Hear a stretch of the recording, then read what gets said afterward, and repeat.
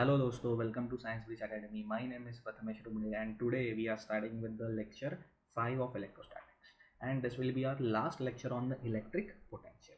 Okay, now in this lecture we are going to study about the important relationship between the electric field intensity E and electric potential difference delta V.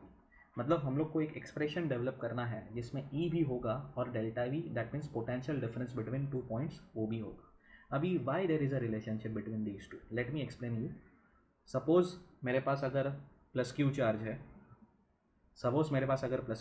है, आपको पता है कि ये जो plus Q charge है आजू बाजू में क्या प्रोड्यूस करता है, इलेक्ट्रिक फील्ड.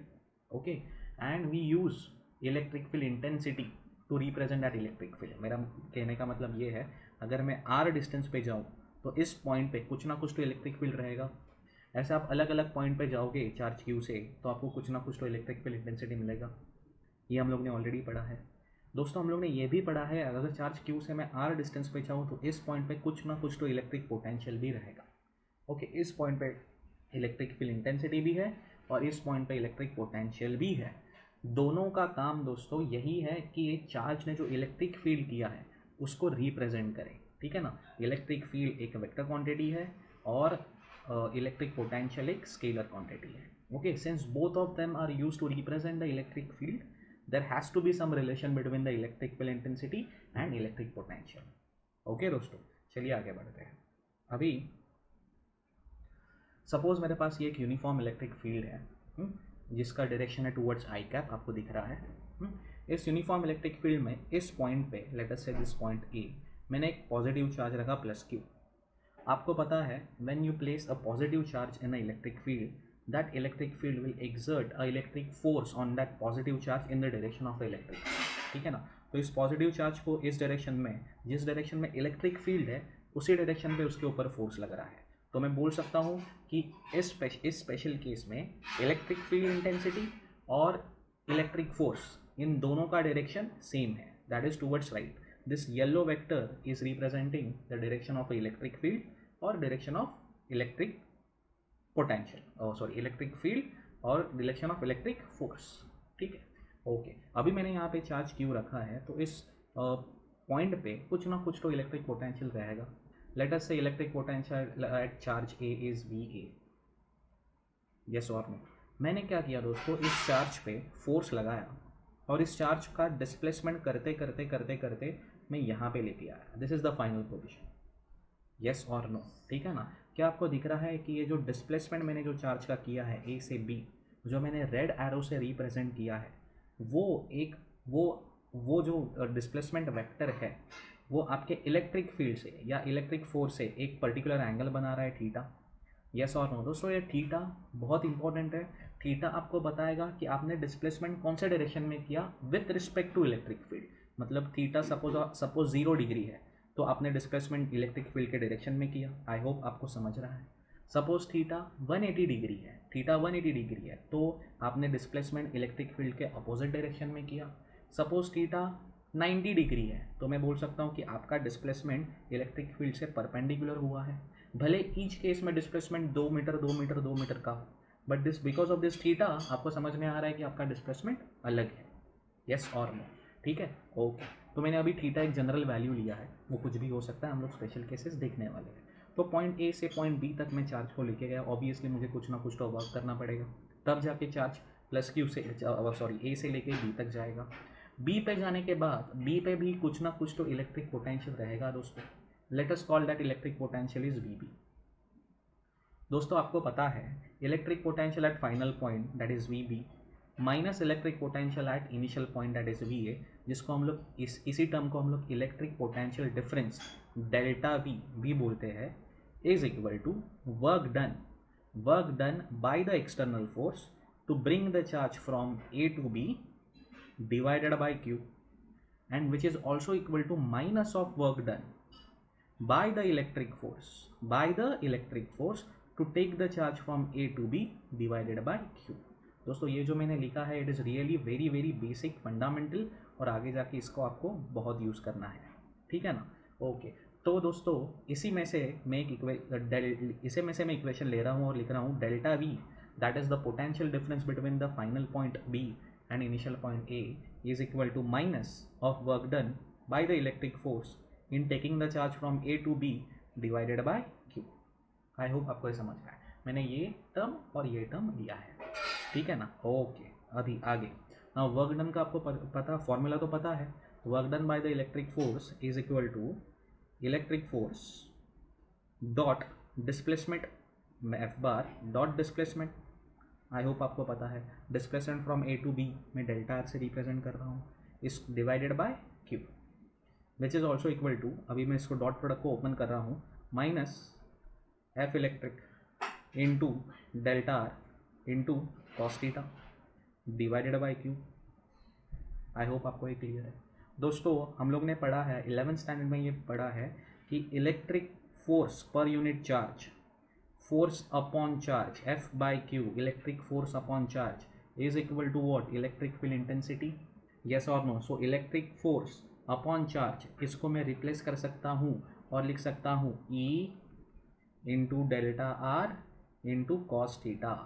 आई होप आपको समझ में आ रहा है, ठीक है ना। अभी E into delta are into cos theta, इसको मैं वापस डॉट प्रोडक्ट में लिख सकता हूँ minus E bar dot delta r bar, yes और नो। सो अगर मैं लिखूँ delta V is equal to minus E bar dot delta r bar, yes और नो। और थीटा क्या है दोस्तों, ये बहुत इंपॉर्टेंट है दोस्तों। थीटा क्या है, theta is angle between the electric force and the displacement, और you can say it is the angle between the electric field and the displacement. दोस्तों इलेक्ट्रिक फील्ड और इलेक्ट्रिक फोर्स दोनों एक ही डायरेक्शन में है, ठीक है ना। सो ये theta can be a angle between the electric force and displacement, and same theta can be the angle between electric field intensity and displacement, yes or no, ठीक है ना। दोस्तों ये जो डॉट प्रोडक्ट का हम लोग ने जो फाइनल आंसर लाया है वो ज़्यादा यूज़ नहीं होता, मैं आपको इसका फॉर्म बताता हूँ जो बहुत यूज़ होता है। दोस्तों क्या मैं लिख सकता हूँ, यहाँ पे लिख रहा हूँ delta B is equal to minus E into delta are into cos theta. ये दोस्तों ये मैंने यहाँ से लाया, यस और नो। अगर मैं इसको रीअरेंज करूँ तो मैं लिख सकता हूँ दोस्तों E cos theta is equal to minus delta V upon delta R, E cos theta is equal to minus delta V upon delta R. This is very very important, this is very very important, yes और no. अगर आप इस equation को ठीक से देखोगे तो दोस्तों ये जो delta V upon delta are है, इस टर्म को बोला जाता है पोटेंशियल ग्रेडियंट, इस टर्म को बोला जाता है potential gradient, okay, potential gradient. अभी इसको आप ठीक से देखोगे तो आपको ये समझ में आएगा what is delta we, change in potential, what is delta R, it is a displacement, yes और नो, और यू कैन से चेंज इन पोजिशन। तो दोस्तों delta V upon delta R is nothing but change in potential per unit distance. मतलब आपका charge अगर एक unit distance कितना भी हो सकता है, 1 सेंटीमीटर, 1 मिलीमीटर, 1 मीटर, अगर आपका चार्ज यूनिट डिस्टेंस चलेगा किसी इलेक्ट्रिक फील्ड में, तो इनिशियल पोजीशन ए और फाइनल पोजीशन बी, इसके बीच में का जो पोटेंशियल डिफरेंस है डेल्टा वी, वो कितना हुआ। मतलब what is the change in electric potential per unit distance. दोस्तों इसको समझने का ट्राई करो। This is what is this is change in electric potential per unit distance, इसको हम लोग पोटेंशियल ग्रेडियंट बोलते हैं दोस्तों। क्या बोलते हैं दोस्तों, पोटेंशियल ग्रेडियंट, ओके। अभी कैलकुलस किया डिफरेंशियल के फॉर्म में, हम लोग इसको rate of change of electric potential with respect to displacement या विथ रिस्पेक्ट टू डिस्टेंस, ऐसा भी बोल सकते हैं कि 1 सेंटीमीटर आगे जाने पे आपका इलेक्ट्रिक पोटेंशियल कितना तेजी से बदल रहा है, ठीक है ना। 1 सेंटीमीटर आगे जाने से इलेक्ट्रिक पोटेंशियल बहुत बड़ा, मतलब आपका rate of change of electric potential बहुत ज़्यादा है। 1 सेंटीमीटर आगे जाने से इलेक्ट्रिक पोटेंशियल बहुत कम बढ़ा या कम चेंज हुआ, तो आपका जो rate of change of electric potential है वो बहुत कम है। 1 सेंटीमीटर आगे जाने से अगर आपका इलेक्ट्रिक पोटेंशियल बढ़ा ही नहीं है, सो आपका rate of change of electric potential with distance 0 है, मतलब आपका इलेक्ट्रिक पोटेंशियल डिस्टेंस के साथ बदल रहा ही नहीं है, ठीक है दोस्तों। So I want you to remember this equation, E cos theta, where theta भूलना नहीं दोस्तों, यहाँ पे मैंने आपको ऑलरेडी एक्सप्लेन किया है, E cos theta is equal to minus delta V upon delta R. Yes और नो। अभी आगे जाके दोस्तों हम लोग ये देखेंगे, इस थीटा का अलग अलग वैल्यूज़ लेंगे और देखेंगे कि हम लोग को क्या क्या केसेस मिल रहे हैं। ठीक है, प्लीज़ रिमेंबर दोस्तों, E cos theta is equal to minus delta V upon delta R. ठीक है दोस्तों, आगे बढ़ते हैं। ओके ओके, अभी मैंने क्या किया आपको ठीक से समझने के लिए, मैंने एक्चुअली न्यूमेरिकल वैल्यूज़ लिए हैं। मैंने एक यूनिफॉर्म इलेक्ट्रिक फील्ड लिया है जिसका वैल्यू है 50 न्यूटन पर कूलम आई कैप। मतलब आपको पता है, अगर मैं यहाँ पे किसी 1 कूलम का चार्ज रखूँगा तो उसके ऊपर 50 न्यूटन का फोर्स लगेगा आई कैप के डायरेक्शन में। ठीक है ना। जो मैंने चार्ज का डिस्प्लेसमेंट किया है वो 2 मीटर का है। और अभी आप देखिए, the angle between the displacement, मतलब ये जो रेड एरो है, and the electric force is 0। ठीक है ना, मतलब मैं इलेक्ट्रिक फील्ड के या इलेक्ट्रिक फोर्स के डायरेक्शन में ही 2 मीटर का डिस्प्लेसमेंट कर रहा हूँ। थीटा आपको डायरेक्शन बताएगा दोस्तों कि आपको 2 मीटर का डिस्प्लेसमेंट कितना, मतलब कौन से डायरेक्शन में करना है। अगर ये थीटा 90 होता तो ये जो रेड एरो होता वो मैं यहाँ पे ड्रॉ करता है। होप आपको समझ में आ रहा है। मतलब मैंने 2 मीटर का डिस्प्लेसमेंट इलेक्ट्रिक फील्ड से 90 डिग्री एंगल में किया है। आई होप आपको ये समझ में आ रहा है। But right now in this particular case theta 90 degree नहीं है, थीटा कितना है, 0 डिग्री। ठीक है, पहले मेरा चार्ज यहाँ पे रहा दोस्तों, आपको याद है मैं इसको पोजीशन ए बोला था। यहाँ पे मैंने इलेक्ट्रिक पोटेंशियल लिया है प्लस 200 वोल्ट, प्लस 200 वोल्ट। मैं इस चार्ज को यहाँ से पॉइंट ए से 2 metre in the direction of electric field लेके गया और फिर यहाँ पे आ गया, और ये मेरा फाइनल पॉइंट है बी। ठीक है ना। तो वी बी कितना होगा ये मुझे निकालना है दोस्तों। बहुत आसान है, अभी अभी हम लोग ने मेहनत करके ये डिराइव किया है। That is E cos theta minus delta V upon delta are. क्या डेल्टा वी मैं यहाँ पे लेके आ सकता हूँ, is equal to minus E cos theta.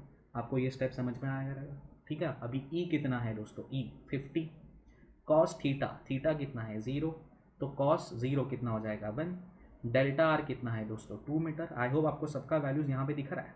ठीक है ना, सबको सब्स्टिट्यूट करोगे तो आपको आंसर कितना आएगा, माइनस 100 इंटू 1। अभी डेल्टा वी क्या है, delta V V B minus V A, electric potential of final point minus electric potential of initial point. So delta V is equal to V B minus V A, कितना मिला, minus 100 volt. Okay, सो मैंने rearrange किया तो we B कितना मिला, minus 100 volt plus V A.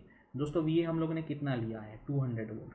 So minus 100 volt plus 200 volt, V B कितना मिला आपको, 100 वोल्ट। मतलब electric potential at point V आपको कितना मिला, 100 वोल्ट। अभी दोस्तों आप ऑब्जर्व कीजिए, अगर मैं पॉइंट ए, मतलब अगर मैं A to B in the direction of a electric field बढ़ूँ तो यहाँ पे मुझे क्लियरली दिख रहा है कि मेरा जो इलेक्ट्रिक पोटेंशियल है वो कम हुआ है। पहले पॉइंट ए पे था 200 वोल्ट, फिर मैं 2 मीटर चला इन the direction of the electric field, और मैं जहाँ पे आया मतलब पॉइंट बी पे आया तो वहाँ पे मेरा इलेक्ट्रिक पोटेंशियल था 100 वोल्ट। मतलब मैं ये कंक्लूड कर सकता हूँ, when a charge is moving in the direction of the electric field the potential decreases, potential decreases. Yes और नो। अच्छा, अभी आप देखिए कि इलेक्ट्रिक पोटेंशियल ग्रेडियंट के साथ क्या हो रहा है। इलेक्ट्रिक पोटेंशियल ग्रेडियंट मतलब del V upon del r, del V upon del r. दोस्तों del V upon del r calculate करते हैं, क्या है, माइनस ई कॉस थीटा। दोस्तों इसको समझने का ट्राई करो। ओके, माइनस ई का वैल्यू क्या है 50, ई का वैल्यू क्या है 50, cos theta cos 0, that means आपका आंसर आया minus 50 del V upon del R. देखो यूनिट लिख लो दोस्तों, डेल वी मतलब V divided by del R मतलब मीटर। यस और नो। दोस्तों इसका मतलब ये है कि अगर आप 1 मीटर चलोगे, 1 मीटर चलोगे तो आपका पोटेंशियल 50 वोल्ट से घटेगा। ये माइनस साइन आपको बता रहा है कि आपका पोटेंशियल 50 वोल्ट से घटेगा। That means if you move in a direction of a electric field, okay, after travelling 1 metre the drop of potential will be 50 metre. और वो यहाँ पे आपको क्लियरली दिख रहा है। देखो यहाँ पे पॉइंट ए पे पोटेंशियल 200 वोल्ट था, तो अगर आप 1 मीटर आगे जाओगे तो कितना हो जाएगा दोस्तों, 50 वोल्ट से पोटेंशियल कम होगा, तो यहाँ पे हो जाएगा 150 वोल्ट। आपका टोटल डिस्प्लेसमेंट 2 मीटर का है, भूलना नहीं, ए से बी जाने के लिए आपको 2 मीटर डिस्टेंस ट्रैवल किया, तो यहाँ पे 150 वोल्ट, आपको और 1 मीटर आप आगे गए, और 1 मीटर आगे जाने के बाद और 50 वोल्ट से पोटेंशियल कम होगा, यस और नो, तो यहाँ पे 50 वोल्ट से पोटेंशियल कम होने के बाद कितना होगा 100 वोल्ट। आई होप आपको इसका मीनिंग बहुत समझ में आ रहा है। It is change in potential per unit distance या the rate of change of potential with respect to distance, ठीक है। ओके, अभी दोस्तों नेक्स्ट केस में जाते हैं, देखिए क्या होता है। ओके, अभी यहाँ पे मैंने सेम इलेक्ट्रिक फील्ड लिया है, मैंने चार्ज का डिस्प्लेसमेंट भी सेम किया है दोस्तों, मतलब 2 मीटर ही मैं चार्ज को लेके जा रहा हूँ, बट यहाँ पे चेंज क्या किया है दोस्तों, मैंने चेंज किया है थीटा। अभी थीटा दोस्तों ये जो एंगल है वो 30 डिग्री का है, मतलब चार्ज का डिस्प्लेसमेंट 2 मीटर तो मैं करूँगा, पर अभी इलेक्ट्रिक फील्ड के डायरेक्शन में नहीं, इलेक्ट्रिक फील्ड के डायरेक्शन को 30 डिग्री एंगल में मैं चार्ज को 2 मीटर लेके जाऊँगा। देखते हैं अभी क्या होता है। ओके दोस्तों, ये मेरा चार्ज यहाँ पे था, पोजीशन ए, वी ए मैंने कितना लिया है 200 वोल्ट, ठीक है, मैं उसको 2 मीटर आगे लेके गया in a direction making an angle of 30 degree with the electric field, और मैं इस पॉइंट बी तक पहुंचा and I travel a distance of 2 metre but in a direction which is making an angle of 30 degree with the electric field. तो यहाँ पे we B कितना होगा, क्या वापस वी बी यहाँ पे 100 मिलेगा, देखते हैं क्या मिलेगा, देखते हैं हम लोग को क्या मिल रहा है, ठीक है। आई होप ये स्टेप्स आपको तो वो तो रिपीट कर रहा हूँ मैं, ये तो फॉर्मूला है, E cos theta is equal to minus del V upon del R, फिर देयरफॉर ये स्टेप आपको समझ में आ रहेगा। ई का वैल्यू 50, अभी डेल्टा आर का वैल्यू 2 मीटर, ई का वैल्यू 50, कॉस 30 दोस्तों, कॉस 30 का वैल्यू √3/2 होता है, √3/2 होता है, √3 को आप सब्स्टिट्यूट करो 1.732 डिवाइडेड बाई 2, और इसको आप सॉल्व करोगे आपको आंसर आएगा 0.86, ठीक है। सो -100 इंटू 0.86, आंसर आ गया -86 वोल्ट। स्टेप बाय स्टेप आप सॉल्व करोगे तो आपको electric potential at point B आया 114 वोल्ट, कितना आया 114 वोल्ट। अगर आप प्रीवियस एग्जाम्पल में देखोगे, इसके पहले के एग्जाम्पल में पॉइंट ए पे इलेक्ट्रिक पोटेंशियल था कितना 200 वोल्ट, फिर पॉइंट बी पे इलेक्ट्रिक पोटेंशियल था 100 वोल्ट, मतलब ए से बी जाने के लिए कितने से इलेक्ट्रिक पोटेंशियल घटा दोस्तों 100 वोल्ट से पोटेंशियल घटा। I am talking about the previous example. अभी क्या हुआ, ए पे इलेक्ट्रिक पोटेंशियल कितना है दोस्तों 200 वोल्ट, और बी पे इलेक्ट्रिक पोटेंशियल आपको कितना मिला 114 वोल्ट, मतलब अगर आप देखोगे तो इलेक्ट्रिक पोटेंशियल यहाँ पे डिक्रीज हुआ है, ऑब्वियसली देखो 200 वोल्ट से 114 वोल्ट हुआ है, पर जितना पहले केस में कम हुआ, पहले केस में 100 वोल्ट से कम हुआ, इस केस में अगर आप देखोगे तो आपका जो पोटेंशियल डिफरेंस है, जो पोटेंशियल है वो 86 वोल्ट से कम हो रहा है।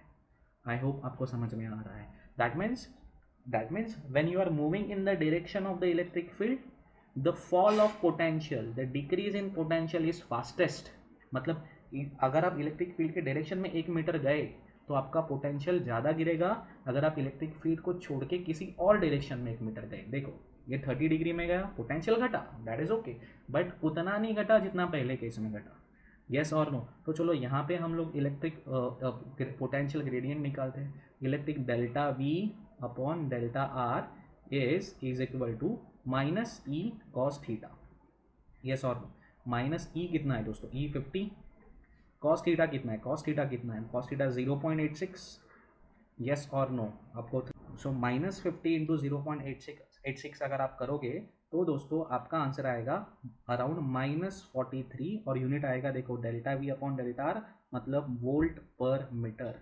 दोस्तों इसको समझो, इसको समझो, ये आपको क्या बता रहा है, ये आपको बता रहा है अगर आपका चार्ज का डिस्प्लेसमेंट ओके आपके इलेक्ट्रिक फोर्स या इलेक्ट्रिक फील्ड के 30 डिग्री के एंगल में हुआ, 30 डिग्री के एंगल में हुआ, तो 1 मीटर चलने के बाद पोटेंशियल 43 वोल्ट से घटेगा, मतलब यहाँ से 30 डिग्री एंगल में अगर आप आगे बढ़े, 1 मीटर आगे बढ़े, तो potential 43 volt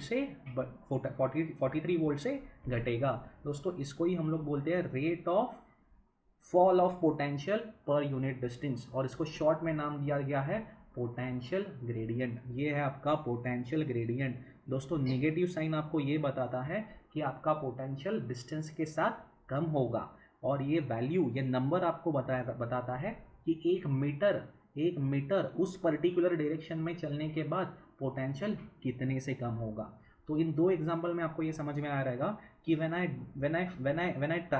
the charge travel in the direction of a electric field, the fall of potential per unit distance, जिसको ही हम लोग क्या बोलते हैं, potential gradient is fastest. Potential फटाफट कम होगा अगर आप इलेक्ट्रिक फील्ड के डायरेक्शन में भागोगे। अच्छा, इलेक्ट्रिक फील्ड के डायरेक्शन को थोड़ा सा एंगल से 30 डिग्री एंगल करके अगर आप चार्ज को चलाओगे तो पोटेंशियल कम होगा।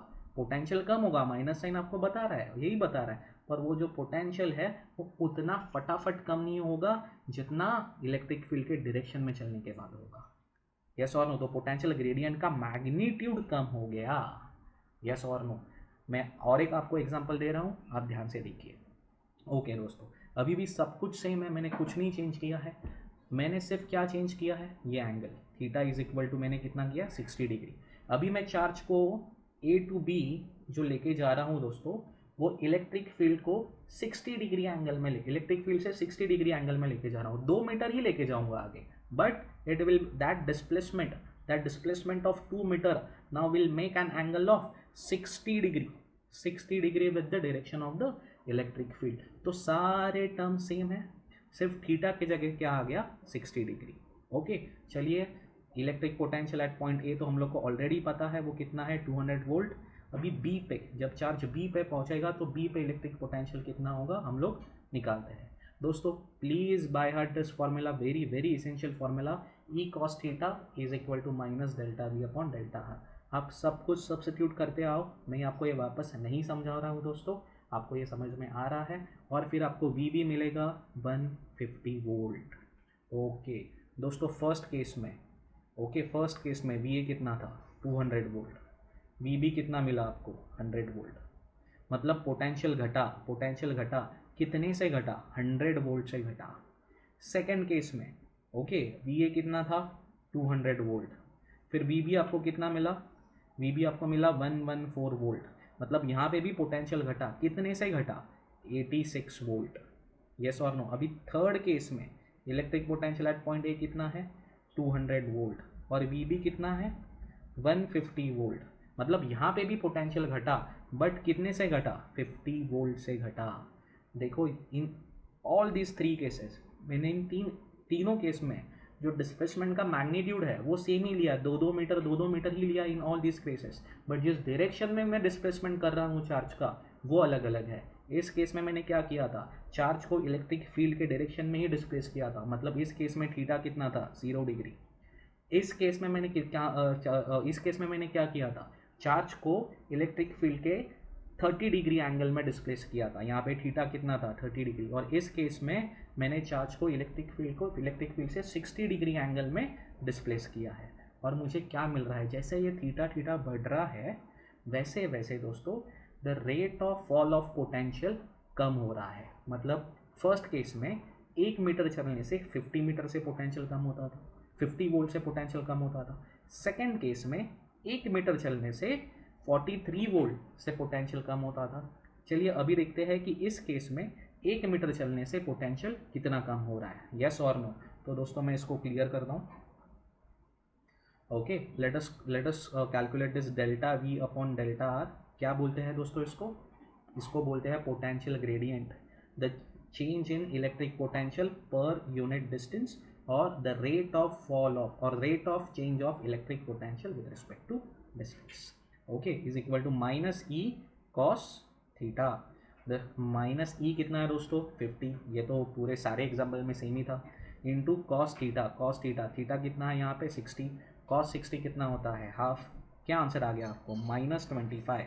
यूनिट क्या होगा, delta V upon delta R से यूनिट को निकालो। डेल्टा वी मतलब वी अपॉन मीटर। मतलब आपको क्या समझा रहा है दोस्तों, ये क्या समझा रहा है आपको ये समझा रहा है कि अगर आप 1 metre okay 1 metre electric field से 60 डिग्री एंगल लेके चलोगे तो आपका पोटेंशियल 25 वोल्ट से कम होगा। ये माइनस साइन आपको बता रहा है कम होगा। आई होप आपको समझ में आ रहा है। तो जैसे ये एंगल बढ़ रहा है the rate of fall of potential with distance भी कम हो रहा है। आई होप आपको ये समझ में आ रहा है। सो ये एंगल बहुत इंपॉर्टेंट है दोस्तों, theta angle is really really important.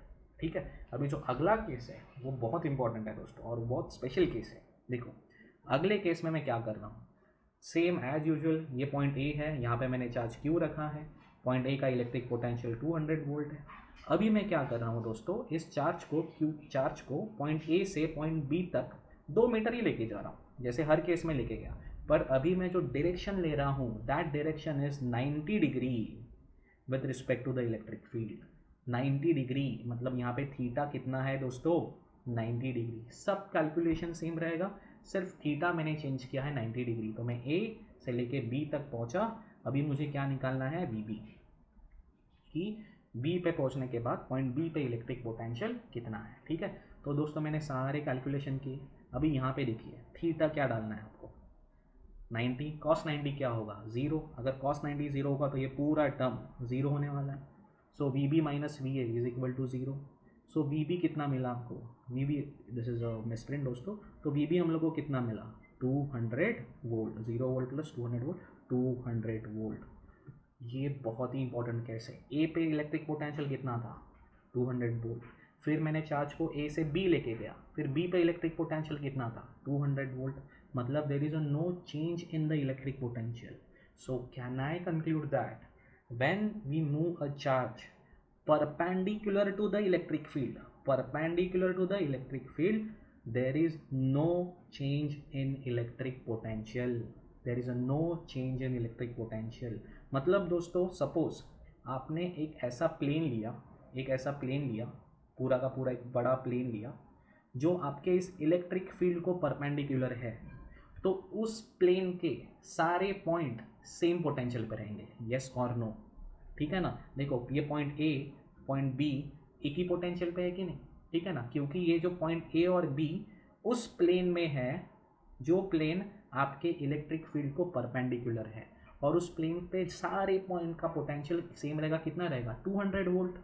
दोस्तों such a plane is called as a electric, such a plane is called as a equipotential surface, such a plane is called as a equipotential surface। Equipotential surface is always perpendicular to the electric field, please remember, equipotential surface is always perpendicular to the electric field।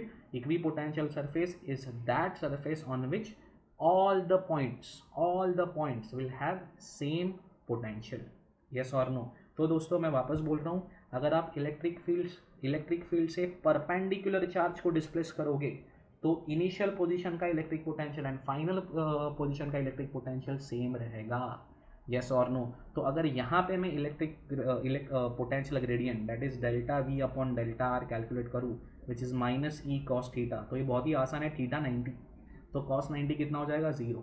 So del V upon del R कितना हो जाएगा, 0। ये क्या बता रहा है, अगर आप इलेक्ट्रिक फील्ड से 90 डिग्री एंगल में अगर डिस्प्लेसमेंट कर रहे हो 1 मीटर का, तो चेंज इन पोटेंशियल कितना, 0। चेंज इन पोटेंशियल 0 मतलब पोटेंशियल इज कांस्टेंट, यस और नो। वेरी इंपॉर्टेंट केस दोस्तों। चलिए दोस्तों मैं आगे बढ़ रहा हूँ।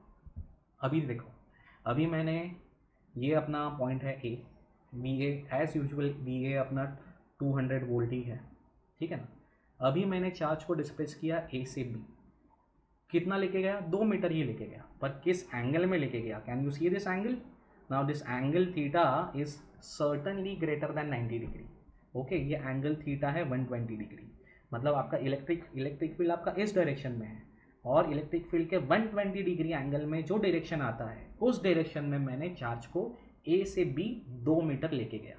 तो पॉइंट ए पे इलेक्ट्रिक पोटेंशियल वी ए, अभी मुझे निकालना है कि पॉइंट बी पे इलेक्ट्रिक पोटेंशियल कितना होता है, ठीक है ना। सब कुछ सेम है दोस्तों, सी सब कुछ सेम है, मैंने कुछ नहीं चेंज किया, सिर्फ ये थीटा चेंज होगा, एवरीथिंग विल बी सेम, ठीक है ना। तो आप इस फॉर्मूला में जो हम लोग के इस डिस्कशन का, अभी के डिस्कशन का सबसे इंपॉर्टेंट फार्मूला है, इस फार्मूला में सारे वैल्यू सब्स्टिट्यूट करो। कॉस 120 दोस्तों आता है -12, अगर आपको नहीं पता है तो यहाँ में मैंने लिखा है -12। दोस्तों ये माइनस साइन जो ऑलरेडी फार्मूला में थी, ये माइनस साइन, और कॉस थीटा का ये -12, ये माइनस माइनस हो जाएगा प्लस, और आपको आएगा यहाँ पे 50 वोल्ट। अगर आप आगे सॉल्व करोगे तो आपका electric potential at point B आएगा 250 वोल्ट। मतलब क्या आपने देखा, पॉइंट ए पे जब मैं था इनिशियल पोजीशन पे था तब पोटेंशियल था 200 वोल्ट। जब मैं बी पे पहुंचा तो पोटेंशियल हो गया 250 वोल्ट। मतलब मुझे क्या दिख रहा है, मुझे क्या ऑब्जर्व हो रहा है, मैं ए से बी तक जब गया तब दोस्तों मेरा पोटेंशियल 50 वोल्ट से बढ़ा। यस और नो? अभी तक क्या हो रहा था, अगर ए टू बी, अगर आपको याद है, अगर मैं ए टू बी गया in a direction of electric field first case, तब मेरा पोटेंशियल कम हुआ था, मेरा पोटेंशियल कम हुआ था। अगर मैं ए टू बी गया making an angle of 30 degree with the electric field, तभी मेरा पोटेंशियल कम हुआ था। अगर मैं ए टू बी गया making an angle of 60 degree with the electric field, तब भी मेरा पोटेंशियल कम हुआ था। अगर मैं ए टू बी गया making an angle of 90 degree with the electric field, तब मेरा पोटेंशियल चेंज ही नहीं हुआ। और जब मैं ए टू बी गया making an angle of 120 with the electric field, दोस्तों मेरा पोटेंशियल बढ़ा। यस और नो? तो आपके ऑब्जर्वेशन क्या बोल रहे हैं, when the theta is greater than 0 degree and less than 90 degree, the electric potential decreases, but the rate of fall of electric potential, वो इलेक्ट्रिक पोटेंशियल घटने का rate decreases as theta increases from 0 to 90 degree. जब 0 degree है theta, तब rate of fall of potential is very fast. 1 metre चलने पे electric potential धप करके बहुत ज़्यादा गिर गया। यस और नो? 30 डिग्री है तब क्या हो गया, इलेक्ट्रिक पोटेंशियल घटा, पर उतना नहीं घटा जब 0 डिग्री था, ठीक है ना। 60 डिग्री हो गया तो वो जो इलेक्ट्रिक पोटेंशियल कम होने का जो रेट है वो और कम हो गया। इलेक्ट्रिक पोटेंशियल कम हुआ पर 1 मीटर चलने से थोड़ा सा कम हुआ। और जब 90 डिग्री था तब आप ए टू बी जाने पे इलेक्ट्रिक पोटेंशियल बिल्कुल कम हुआ ही नहीं। और अभी हम लोग को ये केस मिला है कि जब एंगल 120 डिग्री है, 120 डिग्री है, कौन सा angle, the angle which is displacement making with an electric field, 120 degree है, तो हम लोग का पोटेंशियल बढ़ा। यस और नो? चलिए अभी हम लोग इलेक्ट्रिक ग्रेडियंट को फाइंड आउट करते हैं, मतलब delta V by delta r. Delta V or by delta V is equal to minus E cos theta. अभी माइनस ई कितना है दोस्तों, 50, कॉस 120 का वैल्यू है दोस्तों माइनस हाफ। अगर इसको आप सॉल्व करोगे तो आपका आंसर आएगा minus minus plus 25 volt per metre. देखिए यहाँ पे माइनस साइन नहीं है, इसका मतलब ये है इलेक्ट्रिक फील्ड को 120 डिग्री करके अगर आप चार्ज को डिस्प्लेस करोगे तो चार्ज अगर 1 मीटर डिस्प्लेसमेंट करेगा तो 1 मीटर के पास जो पॉइंट आएगा वहाँ पे पोटेंशियल 25 वोल्ट से बढ़ा हुआ मिलेगा। यस और नो? देखिए आपको यहाँ पे समझ में आ रहा है, वी ए इलेक्ट्रिक पोटेंशियल कितना था, 200 वोल्ट। अगर मैं यहाँ से इस पर्टिकुलर डायरेक्शन में, कौन सा direction, that direction which is making an angle of 120 degree with the electric field, अगर 1 मीटर चलूंगा तो पोटेंशियल 25 वोल्ट से बढ़ेगा। मैं कितना चला, 2 मीटर, तो पोटेंशियल 50 वोल्ट से बढ़ना चाहिए था, 200 वोल्ट, 50 वोल्ट से बढ़ा तो हो गया कितना, 250 वोल्ट, तो वी भी क्या हो जाएगा, 250 वोल्ट। और वही तो हम लोग को यहाँ पे मिला है। यस और no? That means when theta crosses 90 degree potential start increasing. Okay, चलो आगे देखते हैं। यहाँ पे देखिए दोस्तों, यहाँ पे मैंने ना अभी थीटा को और बढ़ाया है, थीटा को कितना किया है, 150 डिग्री। यस और नो? पिछले एग्जाम्पल में हम लोग ने देखा पॉइंट ए, ये वी ए, ये वी बी, थीटा कितना था दोस्तों, थीटा था 120 डिग्री, वी ए था 200 वोल्ट और वी बी था 250 वोल्ट, मतलब 50 वोल्ट से पोटेंशियल बढ़ा था। अभी देखते हैं क्या होगा दोस्तों, थीटा 150 डिग्री है, ठीक है ना, मतलब थीटा को 150 डिग्री एंगल बना के मैं चार्ज को पॉइंट ए से पॉइंट बी तक डिस्प्लेस करूँगा। डिस्प्लेसमेंट कितना है, 2 मीटर, पर एंगल अलग है 150 डिग्री। तो सारे कैलकुलेशन सेम दोस्तों, सिर्फ एंगल को 150 डालना है।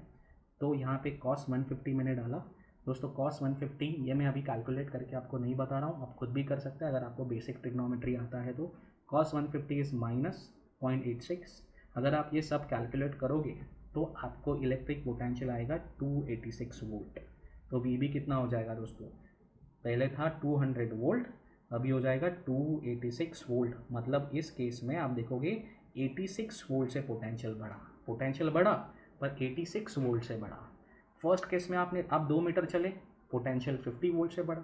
अभी इस केस में आप 2 मीटर चले, पोटेंशियल 86 वोल्ट से बढ़ा। यस और नो? चलिए पोटेंशियल ग्रेडियंट निकालते हैं, delta V by delta R is equal to minus E cos theta.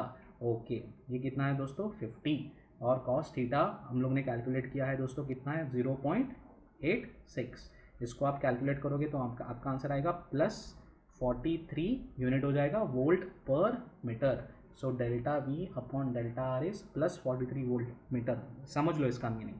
when theta is 150 degree, that means when the displacement is making an angle, displacement of the charge is making an angle of 150 degree with the electric field, then the after traveling 1 meter the potential increases by 43 volt।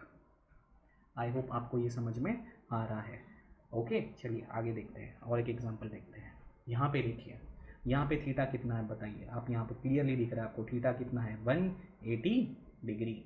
मतलब now you are moving और you can say now you are moving your charge in exactly opposite direction of the electric field. Electric field के exactly opposite direction में आप आपका charge लेके जा रहे हो। तो थीटा कितना रहेगा 180 डिग्री। थीटा आप डिस्प्लेसमेंट देखोगे तो वो 2 मीटर ही हुआ है, पर वो जो डिस्प्लेसमेंट है चार्ज का वो इलेक्ट्रिक फील्ड के एग्जैक्टली अपोजिट डायरेक्शन में हुआ है। ठीक है ना। तो theta 180 degree. Entire calculation will remain same. You have to calculate V B. अगर आप वी बी देखोगे तो आपका आंसर आया 300 वोल्ट। ओके तो मैं वो जो लास्ट 3 केसेस है मैं उसको वापस रिवाइज कर रहा हूँ, आपको समझ में आएगा। देखो व्हेन थीटा 120 डिग्री था वी ए कितना था, वो तो हमेशा 200 वोल्ट रहेगा। ओके वी बी कितना मिला आपको, वी बी मिला आपको 250 वोल्ट। डिस्प्लेसमेंट कितना था आपका, डिस्प्लेसमेंट मतलब डेल्टा आर 2 मीटर। मतलब यहाँ पे आपको क्लियरली दिख रहा है कि 2 मीटर चलने के बाद आपका पोटेंशियल 50 वोल्ट से बढ़ा। तो delta V upon delta are ये कितना होगा, delta V upon delta R आप क्लियरली देखोगे it is 25 volt per metre. okay that means when the displacement of the charge is making an angle of 120 degree with the electric field, then after traveling a 1 meter in that particular direction the potential increases by 25 volt। I hope आपको clear है। Okay अभी मैंने theta बाद में कितना लिया था 150, ठीक है ना 150 डिग्री इलेक्ट्रिक पोटेंशियल और एट ए तो हमेशा हम लोग ने 200 वोल्ट ही लिया है। फिर आपको यहाँ पे आंसर क्या मिला था, वी बी मिला था आपको 286 वोल्ट। मतलब इलेक्ट्रिक पोटेंशियल बढ़ा पर सिर्फ 50 वोल्ट से नहीं, यहाँ पे तो 86 वोल्ट से बढ़ा। डेल्टा आर तो हमेशा 2 मीटर है। 2 मीटर जाने पे अगर 86 वोल्ट बढ़ता है तो 1 मीटर जाने से कितना बढ़ता है, ठीक है ना। पहले डेल्टा भी लिख देता हूँ 86 वोल्ट। अभी मैं पोटेंशियल ग्रेडियंट मतलब delta B upon delta are calculate करोगे तो आएगा 43 वोल्ट पर मीटर। मतलब इलेक्ट्रिक फील्ड से 150 डिग्री एंगल करके अगर आप 1 मीटर चलोगे तो आपका पोटेंशियल 43 वोल्ट से बढ़ेगा। आपको क्लियरली समझ में आ रहा है कि पोटेंशियल ग्रेडियंट का वैल्यू बढ़ रहा है। और अभी जो हम लोग ने देखा 180 degree, that means the charge is exactly moving in the opposite direction of electric field.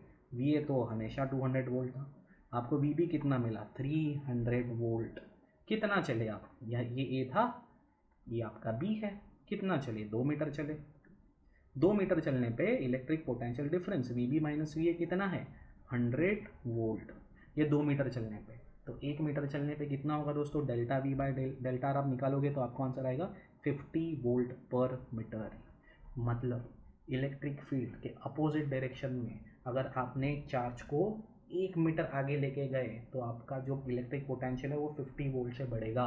That means the rate of increase in potential is fastest in the direction opposite to the electric field।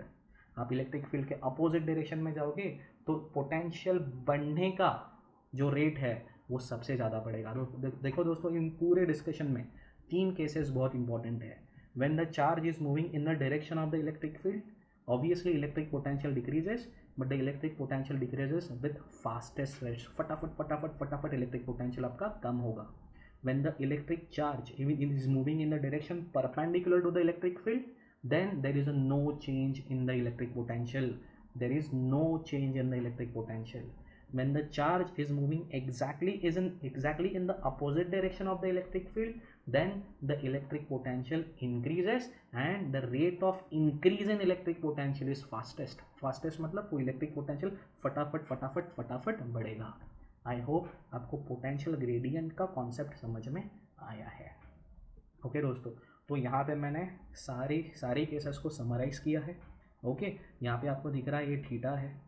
When theta is 0 degree तो del V upon del R electric potential कितना रहता है, minus and maximum. Minus sign क्या बताता है आपको, minus sign आपको ये बताता है कि आपका इलेक्ट्रिक पोटेंशियल इस डायरेक्शन में घटेगा, और मैक्सिमम मतलब फटाफट फटाफट घटेगा। The rate of fall of electric potential will B maximum.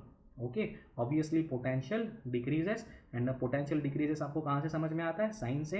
And potential decreases with the fastest rate, ये आपको कहाँ से समझ में आता है, जो आप मैग्नीट्यूड कैलकुलेट करते हो, हम लोग ने किया था 100 volt per metre, 25 volt per metre, यहाँ से आपको समझ में आता है। ठीक है, when theta is between 0 degree and 90 degree, मतलब ये केस और ये केस अगर आप देखोगे तो आपका इलेक्ट्रिक पोटेंशियल घटता है, तो माइनस साइन तो आएगा, पर उतना तेजी से नहीं घटेगा जब 0 डिग्री था, तो यहाँ पे मैंने मीडियम लिखा है। तो potential decreases, that we understood by the negative sign, but the potential decreases with medium rate. Okay, now when theta is 90 degree, that means the displacement of the charge is making an angle of 90 degree with the electric field, तब there is a no change in the electric potential, मतलब potential distance के साथ change ही नहीं होता है, so it is zero, no change in potential, no change in potential। ये बहुत important case है दोस्तों।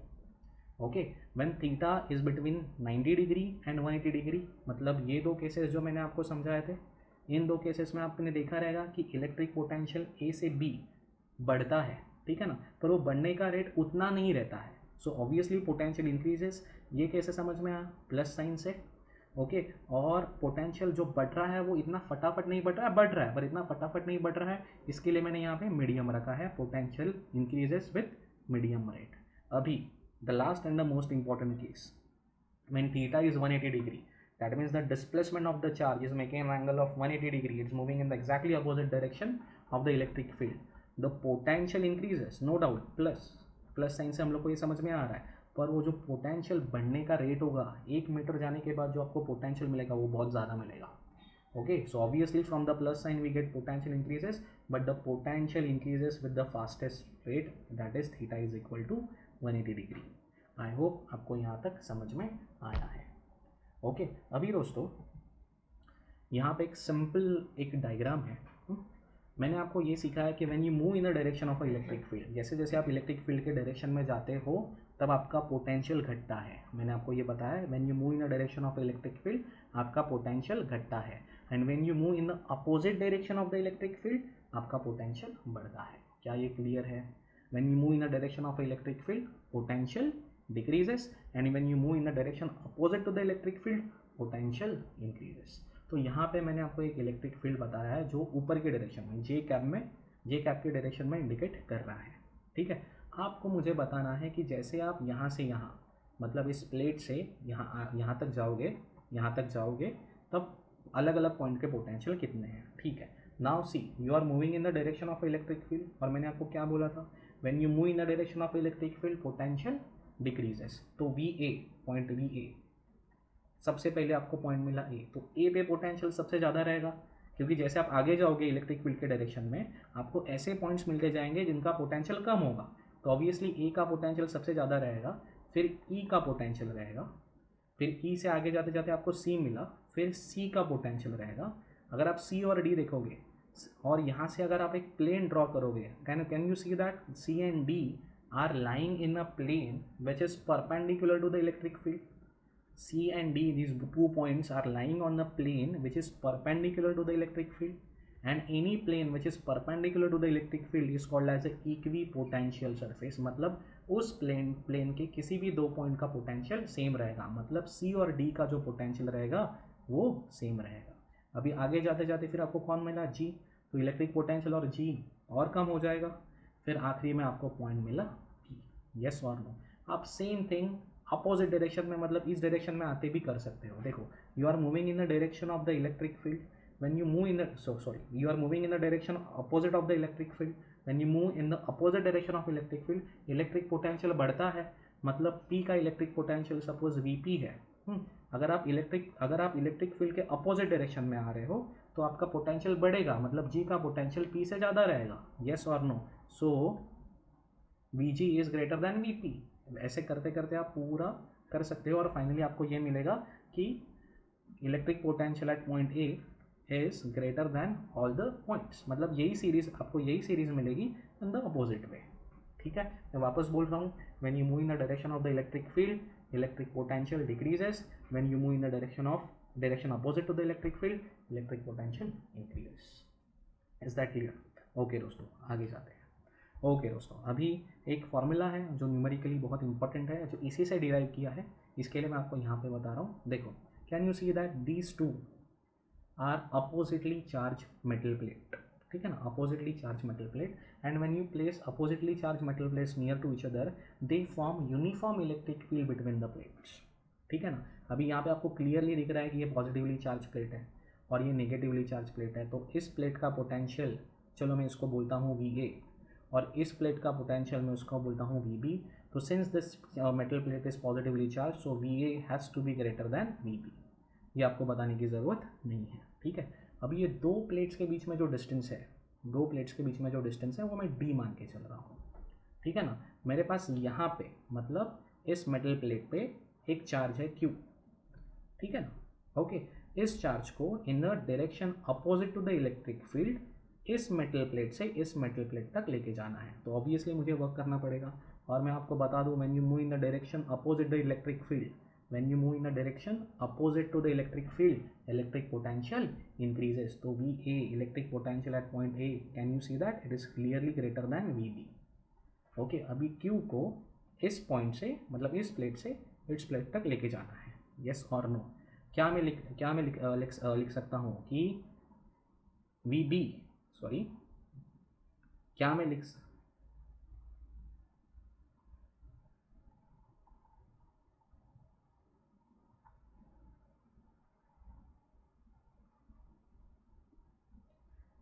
सकता हूँ electric potential at final position मतलब VA minus VB, okay, which can also be written as delta V। हम लोग यहाँ से निकले और यहाँ तक आए, यस और no. So VA is final minus VB, which is initial, it's delta V. It is a work done. It is a work done to take the charge from B to A by external force divided by charge, or which is also equal to work done to take the charge from B to A by electric force divided by charge Q। ये हम लोग ने already पढ़ा है, तो मैं ले रहा हूँ delta V is equal to minus of work done to take the charge from B to A by the electric force divided by Q, yes or no। अभी माइनस ऑफ वर्क डन का formula तो आपको पता है, it is a work done by the electric force, so electric force into displacement जो D है, obviously दोस्तों यहाँ से यहाँ लेके जाने के लिए मैंने कितना चार्ज को डिस्प्लेस किया है, D into cos theta divided by Q। I hope आपको ये समझ रहा है, ठीक है। So minus of F electric, अभी मैं इलेक्ट्रिक यहाँ पे नहीं लिख रहा हूँ, into D, and theta is the angle between the displacement and the electric force. अभी देखो, डिस्प्लेसमेंट चार्ज का इस डायरेक्शन में हो रहा है और चार्ज के ऊपर जो इलेक्ट्रिक फोर्स लगेगा वो ऑब्वियसली इस डायरेक्शन में लगेगा, क्योंकि ये जो चार्ज है वो पॉजिटिव है।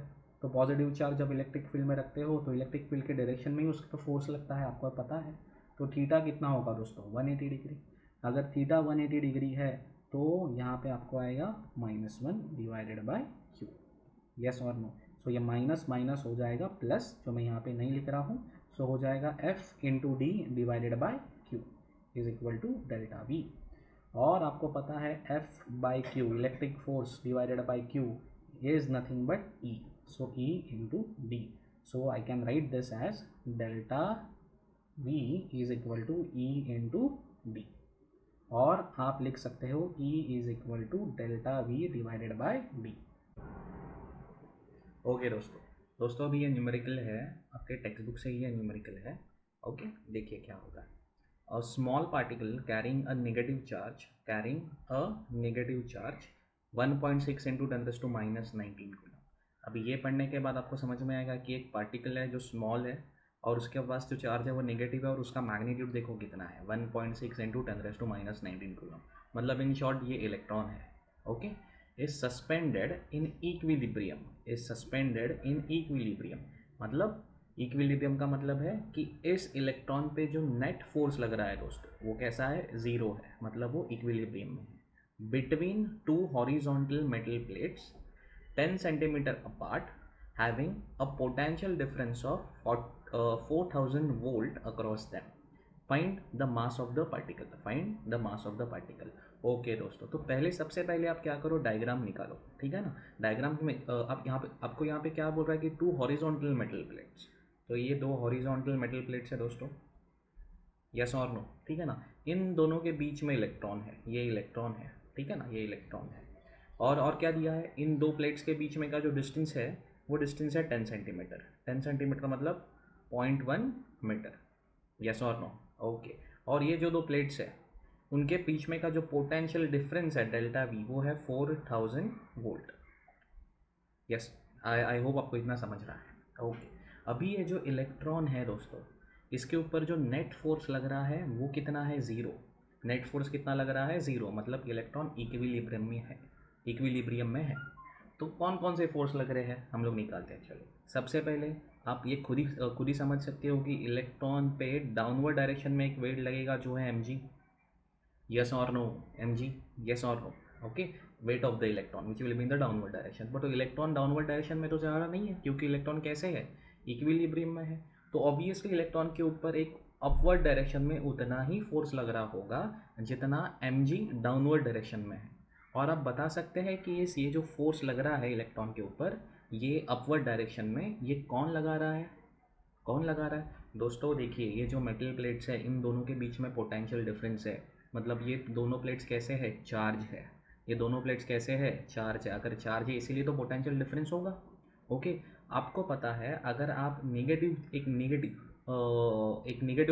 चार्ज पार्टिकल अगर आप इलेक्ट्रिक फील्ड में रखते हो तो उसके ऊपर इलेक्ट्रिक फील्ड के अपोजिट डायरेक्शन में फोर्स लगता है, यस और नो। मतलब अगर इलेक्ट्रॉन के ऊपर अपर डायरेक्शन में फोर्स लग रहा है तो इस मेटल प्लेट के बीच में जो इलेक्ट्रिक फील्ड होगा दोस्तों वो कुछ ऐसा होगा, इस डायरेक्शन में होगा, यस और नो। मतलब ये होगी पॉजिटिवली चार्ज मेटल प्लेट और ये होगी negatively charge metal plate, because all of you know कि electric field lines they always start from the positively charge and terminate at negative charge. I hope आपको समझ में आ रहा है, ठीक है ना। अच्छा, फोर्स कितना लगता है दोस्तों, अगर मैं charge Q electric field E में रख दूँ तो उसके ऊपर लगने वाला फोर्स कितना रहता है दोस्तों, F is equal to EQ। तो ये जो फोर्स रहेगा कितना रहेगा दोस्तों, F is equal to EQ। तो मैं क्या बोल सकता हूँ, the mg, the gravitational force, the weight of the electron which is acting in the downward direction is exactly equal to the EQ, which is nothing but the electrostatic force which is acting on the electron in the upward direction। तो ही दोस्तों वो equilibrium में होगा ना, तो ही दोस्तों equilibrium में होगा, ओके। अभी हम लोग को क्या पूछा है, हम लोग को पूछा है the mass of the electron, this is the mass of the electron, ठीक है। तो mass of the electron is equal to EQ upon g. G की वैल्यू तो आपको पता है 9.8, क्यू चार्ज ऑन इलेक्ट्रॉन भी आपको दिया हुआ है 1.6 इंटू 10⁻⁻⁹ कूलम, बट ये इलेक्ट्रिक फील्ड तो नहीं दिया है दोस्तों। अभी अभी हम लोग ने पढ़ा है कि electric field between 2 parallel plates which are equally and oppositely charge. वापस सुनो, electric field between 2 parallel plates which are equally and oppositely charge. मेरा बोलने का मतलब है ऐसे 2 metal plates, that is E is equal to delta V upon delta R. इसको आप ऐसा भी लिख सकते हो, delta V upon D, where D is the distance between the 2 plates. ये हम लोग ने अभी अभी देखा है। तो can I replace this E by delta V, that is the potential difference between the 2 plates, into Q divided by D into G। I hope आपको समझ रहा है। डेल्टा V कितना है दोस्तों, 4000 वोल्ट। Q का वैल्यू कितना है, 1.6 into 10⁻⁻⁹ coulomb, divided by D कितना दिया है, 10 सेंटीमीटर, मतलब 0.1 मीटर, इंटू G का वैल्यू आपको पता है 9.8 मीटर पर second square.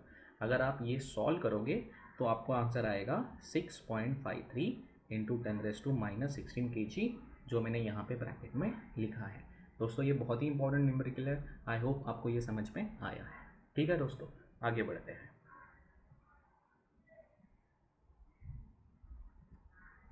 Okay, now the next important concept, really important concept, and the last concept of the electric potential। दोस्तों इसके बाद में इलेक्ट्रिक पोटेंशियल ये खत्म होता है, then we will start with the electric potential energy, and the name of this last concept of the electric potential is equipotential surface। equipotential surface दोस्तों नाम में ही बहुत कुछ है।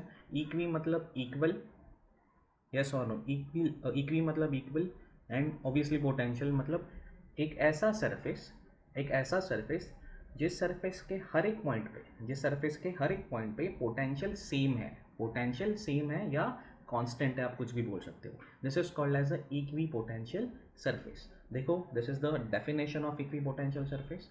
N equipotential surface is that surface at every point of which the electric potential is same. This is an equipotential surface. Okay, now second thing, equipotential surface can be drawn through any region in which there is an electric field. दोस्तों, मैंने आपको ये पहले भी बताया कि potential, electric potential और electric field हम दोनों को यूज करते हैं to represent the electric field around the charge. Electric potential V और इलेक्ट्रिक फील्ड इंटेंसिटी E, इन दोनों को यूज कर सकते हैं to represent the electric field around the charge. Yes और नो? अगर इलेक्ट्रिक फील्ड इंटेंसिटी से हम लोग को इलेक्ट्रिक फील्ड को रिप्रेजेंट करना है E से, तो हम लोग इलेक्ट्रिक फील्ड लाइंस यूज करते हैं। अगर हमको इलेक्ट्रिक पोटेंशियल से इलेक्ट्रिक फील्ड को रिप्रेजेंट करना है तो हम लोग इक्वी पोटेंशियल सर्फेसेस यूज करते हैं। ठीक है, यही चीज़ आपको डिटेल में अभी आगे मैं समझाऊंगा। Okay, now there are few properties of equipotential surfaces which are really important. आपको पूछ सकते हैं कि define the equipotential surface and explain its two properties. So let us go through the properties step by step. अच्छा, what is the first property? No work is done in moving a test charge over an equipotential surface. Okay, ठीक है दोस्तों, मान के चलो कि ये मेरा एक इक्विपोटेंशियल सरफेस है, बोले तो इस सरफेस पे या इस प्लेन के किसी भी दो पॉइंट पे अगर मैं जाऊँ तो इन दो पॉइंट पे जो पोटेंशियल रहेगा वो सेम रहेगा। तो मैं दो पॉइंट लेता हूँ, ये पॉइंट A है और ये पॉइंट B है। A पे इलेक्ट्रिक पोटेंशियल VA है और B पे इलेक्ट्रिक पोटेंशियल VB है। Since these two points lie on the equipotential surface, उन दोनों का पोटेंशियल दोस्तों सेम होगा, मतलब VA is equal to VB। Okay, अभी चलो मैं एक टेस्ट चार्ज लेता हूँ या मैं एक चार्ज लेता हूँ Q प्लस Q, और इसको प्लस Q को A से B तक लेके जाता हूँ। सो B फाइनल पोजीशन है, A इनिशियल पोजीशन है। तो मैं क्या लिख सकता हूँ कि electric potential of final position that is VB minus electric potential of initial position that is VA is nothing but work done to take the charge from A to B by external force divided by the charge. ये हम लोग ने पढ़ा है, yes और no? पर अगर आप यहाँ पे ठीक से देखोगे दोस्तों, VA और VB ये तो सेम है, because these are the two points on the equipotential surface. Yes और नो? अगर ये दोनों सेम है तो अगर मैं VB को VA से रिप्लेस करूँ तो VA माइनस VA क्या आ जाएगा? ज़ीरो। यस और no? So zero is equal to work done to take the charge from A to B divided by Q। अगर Q को मैं यहाँ पे लेके जाऊँ तो मुझे फाइनल आंसर दोस्तों ये आएगा, work done to take the charge from A to B is equal to zero. I hope आपको ये समझ में आ रहा है दोस्तों। दैट मीन्स अगर आपके पास इक्विपोटेंशियल सरफेस है, उस इक्विपोटेंशियल सरफेस से किसी एक पॉइंट से A से किसी दूसरे पॉइंट तक से B तक अगर आपको कौन सा भी चार्ज लेके जाना है तो work done is zero. Work done in taking the charge from point A to point B is zero. I hope आपको ये क्लियरली समझ में आया है। No work is done in moving a test charge over an equipotential surface. This is the first property. Okay, now next property. What is next property? क्या बोल रही है? Electric field is always normal बोले तो दोस्तों perpendicular to the equipotential surface at every point. Okay, चलिए दोस्तों मैं ये चीज़ आपको बताता हूँ कि ऐसा क्यों होता है दोस्तों। ठीक है, अभी देखिए मेरे पास अगर एक ये पॉइंट, ये मेरे पास इक्विपोटेंशियल सरफेस है, ठीक है, और ये पॉइंट A लिया मैंने वापस और ये पॉइंट B लिया मैंने। ये पॉइंट A है, ये पॉइंट B है। हम लोग को पता है work done to take the charge from A to B is equal to zero. ये अभी हम लोग ने देखा। A to B हम लोग ने जब सपोज ये डिस्प्लेसमेंट किया R। ओके, अच्छा दोस्तों अभी बताइए वर्क डन का फॉर्मूला क्या है? Work done is equal to force dot displacement, yes और no, F bar dot S bar। Okay, so can I say that work done by to take the charge from A to B is equal to F into S into cos theta. Yes और no, yes और no. I hope आपको ये समझ में आ रहा है, ठीक है ना. But work done to take the charge from A to B, ये तो ज़ीरो है. यस और no is equal to force into displacement into cos theta. Yes और नो. आई होप आपको ये समझ में आ रहा है, ठीक है. अगर मैं इसको सॉल्व करूँ, अगर मैं एफ और एस को उधर लेके जाऊँ तो क्या मैं ऐसा लिख सकता हूँ, cos theta is equal to zero. अगर कॉस थीटा ज़ीरो है तो थीटा कितना हो जाएगा दोस्तों, 90 डिग्री. एंड अगर आपको समझ में आ रहा है दोस्तों, थीटा है क्या, थीटा है क्या, theta is angle between the electric force and the displacement. Angle between the electric force and the displacement, मतलब आपका डिस्प्लेसमेंट ए टू बी इस डायरेक्शन में है, तो आपका जो इलेक्ट्रिक फोर्स रहेगा दोस्तों, जो चार्ज के ऊपर लग रहा है, वो इस डायरेक्शन में रहेगा. येस और नो, देखो 90 डिग्री है. और हम लोग ने पढ़ा है दोस्तों, जिस डायरेक्शन में पॉजिटिव चार्ज पे इलेक्ट्रिक फोर्स लगता है उसी डायरेक्शन में इलेक्ट्रिक फील्ड इंटेंसिटी होती है. मैं वापस आपको 11th स्टैंडर्ड में लेके जाता हूँ दोस्तों. आपने पढ़ा है ये, अभी अभी ये यूज़ भी किया है फॉर्मूला कि E is equal to F by Q.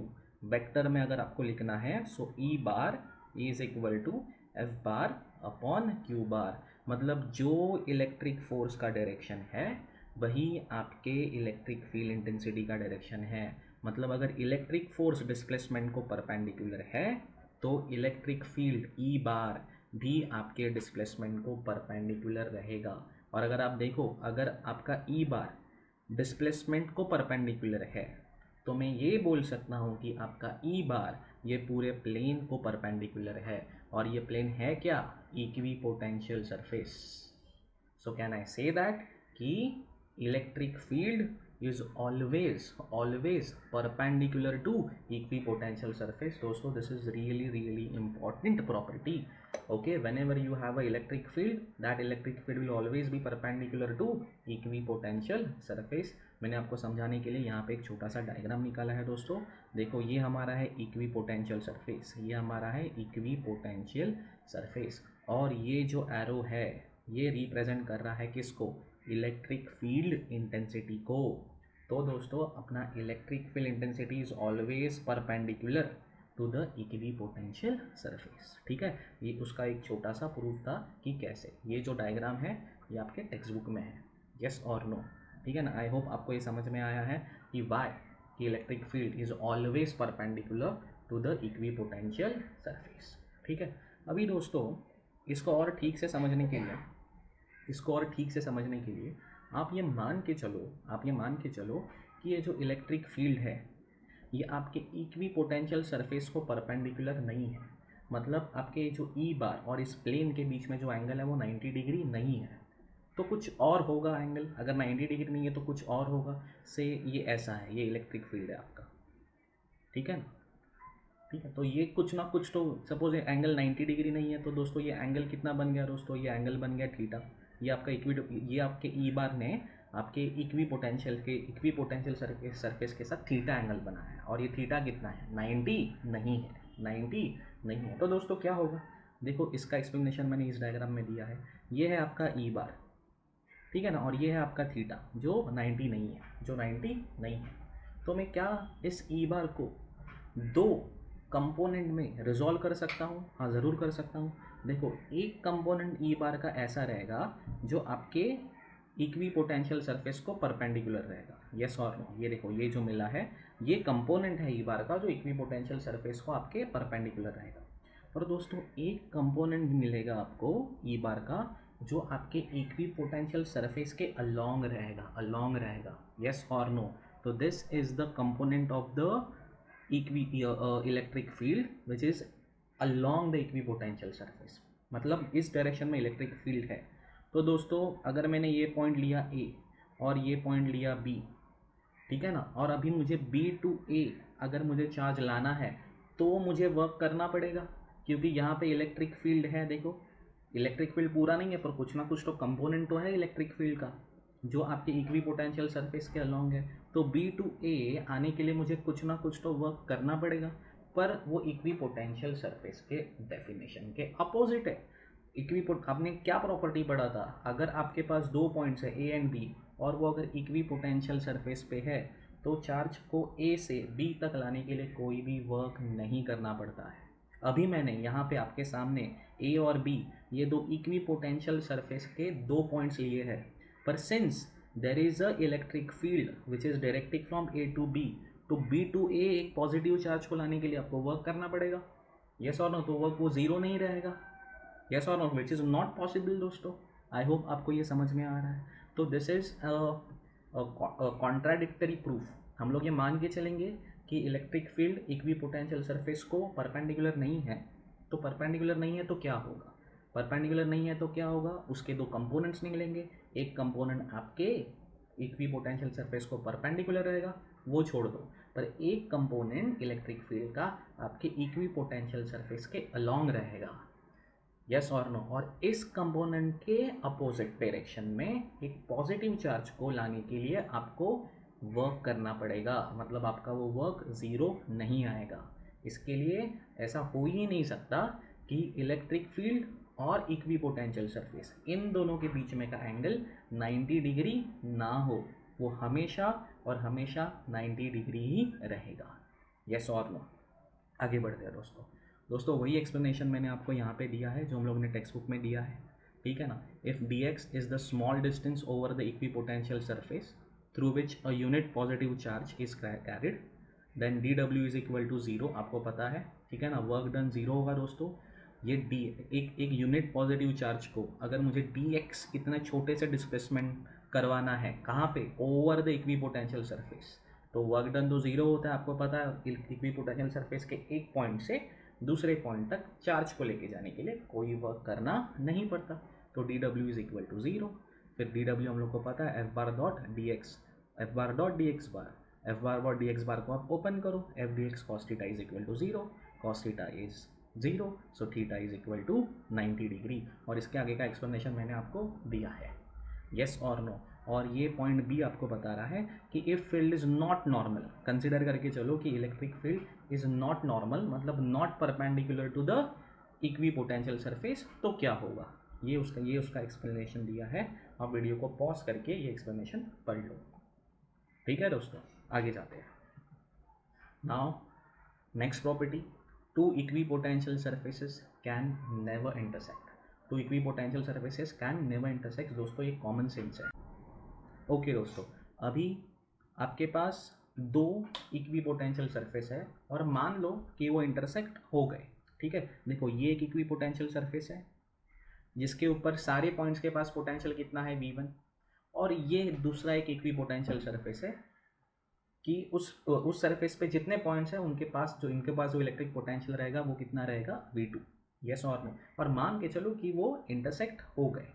तो अगर आप सोच सकते हो तो ये जो लाइन रहेगा, जो लाइन ऑफ इंटरसेक्शन आप बोल सकते हो दोस्तों, इस लाइन पे जितने पॉइंट्स रहेंगे वो इस सरफेस पे भी रहेंगे, पहले सरफेस पे भी रहेंगे, ये फर्स्ट सरफेस, और इस सरफेस पे भी रहेंगे, सेकंड सरफेस। मतलब इस लाइन में से अगर मैं कौन सा भी एक पॉइंट ले लूँ तो उसके ऊपर पोटेंशियल V1 भी होगा और V2 भी होगा, जो पॉसिबल नहीं है दोस्तों। एक ही पॉइंट पे दो पोटेंशियल नहीं हो सकते, यस और नो, एक ही पॉइंट पे एक ही पोटेंशियल हो सकता है, एक ही पॉइंट पे दो पोटेंशियल पॉसिबल नहीं है। इसके लिए दोस्तों equi potential surfaces never intersect. दोस्तों सेम प्रॉपर्टी हम लोग ने पढ़ा है इलेक्ट्रिक फील्ड लाइंस के बारे में, आपको पता है two electric field lines never intersect, क्योंकि जहाँ पे अगर वो इंटरसेक्ट होगी उस पॉइंट पे there will be two values and two different direction of the electric field intensities which is not possible. ये हम लोग ने 11th स्टैंडर्ड में पढ़ा था। तो if two equipotential surface could intersect, then at the point of intersection there would be two values of electric potential which is not possible, yes or no। दोस्तों last point, जैसे equipotential जैसे electric field lines को use करते थे हम लोग electric field को represent करने के लिए, वैसे ही दोस्तों हम लोग इक्वी पोटेंशियल सरफेसेस को यूज़ करते हैं इलेक्ट्रिक फील्ड को रिप्रेजेंट करने के लिए। आपको ये समझ में आएगा इक्वी पोटेंशियल सरफेस से कि उस पर्टिकुलर रीजन में इलेक्ट्रिक फील्ड है कि नहीं है तो कितना है और कौन से डायरेक्शन में है, यस और no. So this is the last property that like the line of force, like the electric line of force, the equipotential surface gives a visual picture of both the direction and the magnitude of electric field in the region of space. I hope आपको ये सारे property समझ में आ गए हैं दोस्तों। ठीक है दोस्तों, आगे बढ़ते हैं। ओके दोस्तों, अभी हम लोग ने पढ़ा है कि equipotential surface electric field lines को हमेशा परपेंडिकुलर ही रहते हैं। ठीक है, तो अभी आगे बढ़ते हैं। यहाँ पे आप देख सकते हैं कि मैंने आपको एक यूनिफॉर्म इलेक्ट्रिक फील्ड दिया है। क्या ये आप वाइट लाइंस देख सकते हैं? These white lines are equidistant and parallel to itself, which is indicating that this is a uniform electric field। ठीक है ना, तो ये यूनिफॉर्म इलेक्ट्रिक फील्ड दोस्तों आपके सामने है। तो इस यूनिफॉर्म इलेक्ट्रिक फील्ड में आप इक्विपोटेंशियल सरफेसेस कैसे निकालोगे? दोस्तों प्रॉपर्टी को याद करना कि equipotential surfaces electric field lines को हमेशा परपेंडिकुलर रहते हैं।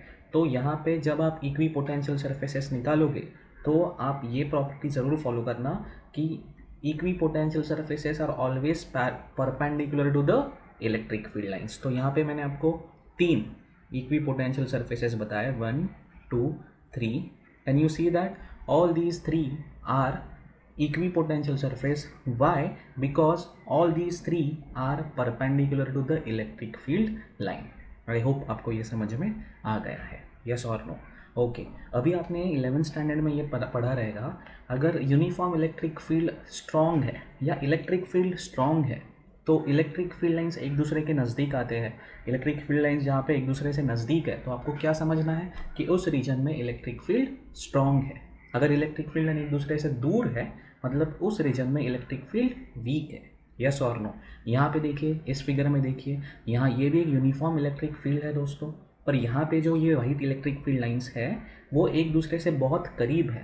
तो इसका मतलब आपको क्या लेना है कि ये भी यूनिफॉर्म इलेक्ट्रिक फील्ड है पर यहाँ पे इलेक्ट्रिक फील्ड इंटेंसिटी ज़्यादा है, यहाँ पे इलेक्ट्रिक फील्ड ज़्यादा स्ट्रॉन्ग है, इसके लिए इलेक्ट्रिक फील्ड लाइंस एक दूसरे से नज़दीक है।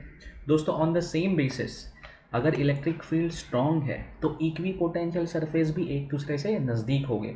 अगर इक्विपोटेंशियल सरफेस एक दूसरे से दूर है मतलब आपको ये समझना है कि उस रीजन में इलेक्ट्रिक फील्ड वीक है। इक्विपोटेंशियल सरफेसेस एक दूसरे के नज़दीक है तो आपको ये समझना है कि वहाँ पे इलेक्ट्रिक फील्ड स्ट्रॉन्ग है, यस और no.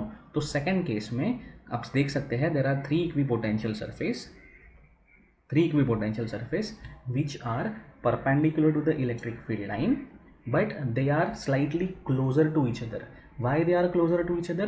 Because they are in the electric field which is stronger than this one, yes or no। ठीक है, इसको मैं आपको थोड़ा सा मैथमेटिकली भी समझाता हूँ दोस्तों हम लोग ने बहुत ही इंपॉर्टेंट इक्वेशन पढ़ा है, वो दोस्तों ये है E cos theta is equal to delta V upon delta R, yes और नो। डेल्टा R क्या है दोस्तों? Displacement of the charge. Delta V क्या है? Potential difference between the 2 points. Theta क्या है? Theta it is the angle between the displacement and the electric field. It is angle between the displacement and the electric field. अगर मैं charge को electric field के direction में ही displace कर रहा हूँ डिस्प्लेस कर रहा हूँ तो इलेक्ट्रिक फील्ड और डिस्प्लेसमेंट के बीच में का एंगल जो होगा थीटा दोस्तों वो 0 डिग्री होगा, यस और नो। तो क्या मैं इक्वेशन लिख सकता हूँ E is equal to minus, यहाँ पे माइनस साइन है दोस्तों, minus delta V upon delta R, yes और नो। दोस्तों मैंने अभी आपको कहा है ये जो इलेक्ट्रिक फील्ड है वो ये इस इलेक्ट्रिक फील्ड से कंपैरेटिवली वीक है, ठीक है ना। तो ये इसको मैं बोलता हूँ, मैं आपको समझाने के लिए ऐसे रैंडम वैल्यूज ले रहा हूँ। इसका जो इलेक्ट्रिक फील्ड है E1 वो है -10 वोल्ट पर मीटर। दोस्तों इस इलेक्ट्रिक फील्ड का मीनिंग, जब electric field volt per metre इस यूनिट में रिप्रेजेंट किया जाता है, इसका मीनिंग मैंने आपको समझाया है दोस्तों। जब चार्ज का डिस्प्लेसमेंट 1 मीटर होगा, व्हेन चार्ज का डिस्प्लेसमेंट 1 मीटर होगा in a direction of the electric field, क्योंकि हम लोग ने थीटा यहाँ पे ऑलरेडी 0 लिया है, in a direction of electric field, तो 1 मीटर जाने के बाद आपको जो पॉइंट मिलेगा उस पॉइंट पे इलेक्ट्रिक पोटेंशियल 10 वोल्ट से कम हुआ रहेगा, यस और नो। इसको मैं इधर इम्प्लीमेंट कर रहा हूँ, आप देखिए। अब ये इक्विपोटेंशियल सरफेस है, सपोज ये इक्विपोटेंशियल सरफेस का वैल्यू है 100 वोल्ट। इसको भी आप ठीक से समझ लो दोस्तों। 100 वोल्ट का मतलब है कि अगर इस सरफेस पे अगर मैं किसी भी पॉइंट को लूँ, उस पॉइंट पे इलेक्ट्रिक पोटेंशियल आपको कितना मिलेगा, 100 वोल्ट इतना ही मिलेगा। इसीलिए तो इसको कहा गया है इक्वी पोटेंशियल सरफेस, ठीक है ना। अभी सपोज मैं इलेक्ट्रिक फील्ड के डायरेक्शन में आगे बढ़ूँ, आपको ये पता होगा when you move in the direction of electric field the electric potential decreases, and the second thing it decreases at fastest rate। फटाफट कम होता है। कितना कम हुआ है यहाँ पे हम लोग ने देखा है। अगर मैं यहाँ से 1 मीटर आगे बढ़ूँ, यहाँ से सपोज ये पॉइंट ए है, ये इस सरफेस के ऊपर, अगर मैं यहाँ से 1 मीटर आगे बढ़ूँ तो आगे 1 मीटर आगे जाने के बाद जो मुझे पॉइंट मिलेगा से बी, वहाँ पे जो पोटेंशियल रहेगा वो 10 वोल्ट से कम हुआ रहेगा। ए पे कितना है दोस्तों, 100 वोल्ट, तो बी पे जाने के बाद आपका जो पोटेंशियल है, पी बी का जो पोटेंशियल है वो 10 वोल्ट से कम हुआ रहेगा। तो दोस्तों कितना हुआ रहेगा बता सकते हो, कितना हुआ रहेगा, 90 वोल्ट। यस और नो। तो दोस्तों इस सरफेस के ऊपर जो सेकंड सरफेस है, इस सरफेस के ऊपर अगर आप कौन सा भी पॉइंट लोगे तो उस पॉइंट पे इलेक्ट्रिक पोटेंशियल कितना रहेगा दोस्तों, 90 वोल्ट इतना रहेगा। आई होप आपको ये समझ में आ रहा है, ठीक है। चलो और एक सरफेस लेते हैं। सपोज पॉइंट बी से मैं 1 मीटर आगे बढ़ा in a direction of electric field. Point B से मैं 1 मीटर आगे बढ़ा in a direction of electric field. अभी in a direction of electric field आगे बढ़ रहा हूँ तो इलेक्ट्रिक पोटेंशियल तो कम होगा। And second thing, since I am moving in the direction of electric field, उससे कोई एंगल करके नहीं चल रहा हूँ, तो जो फॉल ऑफ इलेक्ट्रिक पोटेंशियल होगा वो फास्टेस्ट होगा। तो कितना है, हम लोग ने यहाँ पे ऑलरेडी एग्जांपल लिया है 10 वोल्ट पर मीटर। तो यहाँ पे बी से सपोज इस पॉइंट सी तक जाने के बाद जो पोटेंशियल मिलेगा वो 10 वोल्ट से कम हुआ रहेगा। पॉइंट बी पे कितना था, 90 वोल्ट, तो सी पे जाने के बाद 10 वोल्ट से कम होगा, तो कितना होगा दोस्तों, 80 वोल्ट। यस और नो।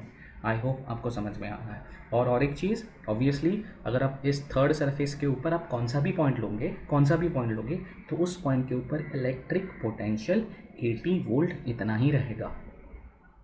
आई होप आपको ये क्लियर है, ठीक है दोस्तों। आगे बढ़ते हैं। अभी मैंने आपको बोला था कि ये जो सेकंड डायग्राम है वहाँ पे आपको क्लियरली दिख रहा है कि electric field lines are very very close to each other. तो यहाँ का जो इलेक्ट्रिक फील्ड होगा वो स्ट्रॉन्ग होगा, और वहाँ पे जो इक्वी पोटेंशियल सरफेसेस होंगे वो भी कैसे होंगे, स्ट्रॉन्ग होंगे, ठीक है ना। अभी आप यहाँ पे देखोगे कि इन दो सरफेस के बीच में का पोटेंशियल डिफरेंस कितना है, 10 वोल्ट। यस और नो। और इन दोनों के बीच में का डिस्टेंस कितना है, 1 मीटर। इन दो सरफेस के बीच में का पोटेंशियल डिफरेंस कितना है, 10 वोल्ट। आई होप आपको समझ रहा है, मैं पोटेंशियल डिफरेंस के बारे में बात कर रहा हूँ, ठीक है ना। और इन दोनों के बीच में का डिस्टेंस कितना है, 1 मीटर। यस और नो। तो इस सरफेस से 10 वोल्ट का पोटेंशियल कम करने के लिए आपको 1 मीटर आगे जाना पड़ता है। यस और नो। पर यहाँ पे मैंने बोला कि इलेक्ट्रिक फील्ड स्ट्रॉन्ग है, तो मैं ई का वैल्यू लेता हूँ, मैं इसको यहाँ पे E2 बोलता हूँ, -20 वोल्ट पर मीटर। दोस्तों माइनस साइन को मैग्नीट्यूड के साथ कंपेयर मत करना। आप बोलेगे माइनस साइन है या माइनस साइन है तो ये बड़ा ये छोटा, नहीं दोस्तों। माइनस साइन सिर्फ आपको डायरेक्शन के बारे में बताता है। यहाँ पे देखिए 20 वोल्ट पर मीटर और यहाँ पे देखिए 10 वोल्ट पर मीटर, मतलब यहाँ पे इलेक्ट्रिक फील्ड स्ट्रॉन्गर है। Minus sign in physics only gives you the idea about the direction. दोस्तों इसका मतलब क्या है, इसका मतलब ये है, अगर मैं इस इलेक्ट्रिक फील्ड में एक पॉइंट से 1 मीटर आगे बढ़ूँ in a direction of the electric field, तो मेरा पोटेंशियल 20 वोल्ट से घटता है। 1 मीटर आगे बढ़ूँ, यस और नो। अभी आप ध्यान से देखिए, सपोज ये जो सरफेस है इसका पोटेंशियल है 100 वोल्ट, ठीक है ना। अगर इस सरफेस से, इस फर्स्ट सरफेस से अगर मैं 1 मीटर आगे बढ़ता हूँ तो मेरा पोटेंशियल 20 वोल्ट से कम होगा। तो आप मुझे बताइए, अगर मुझे 10 वोल्ट से पोटेंशियल कम करना है, 10 वोल्ट से पोटेंशियल कम करना है, तो कितना आगे जाना पड़ेगा दोस्तों?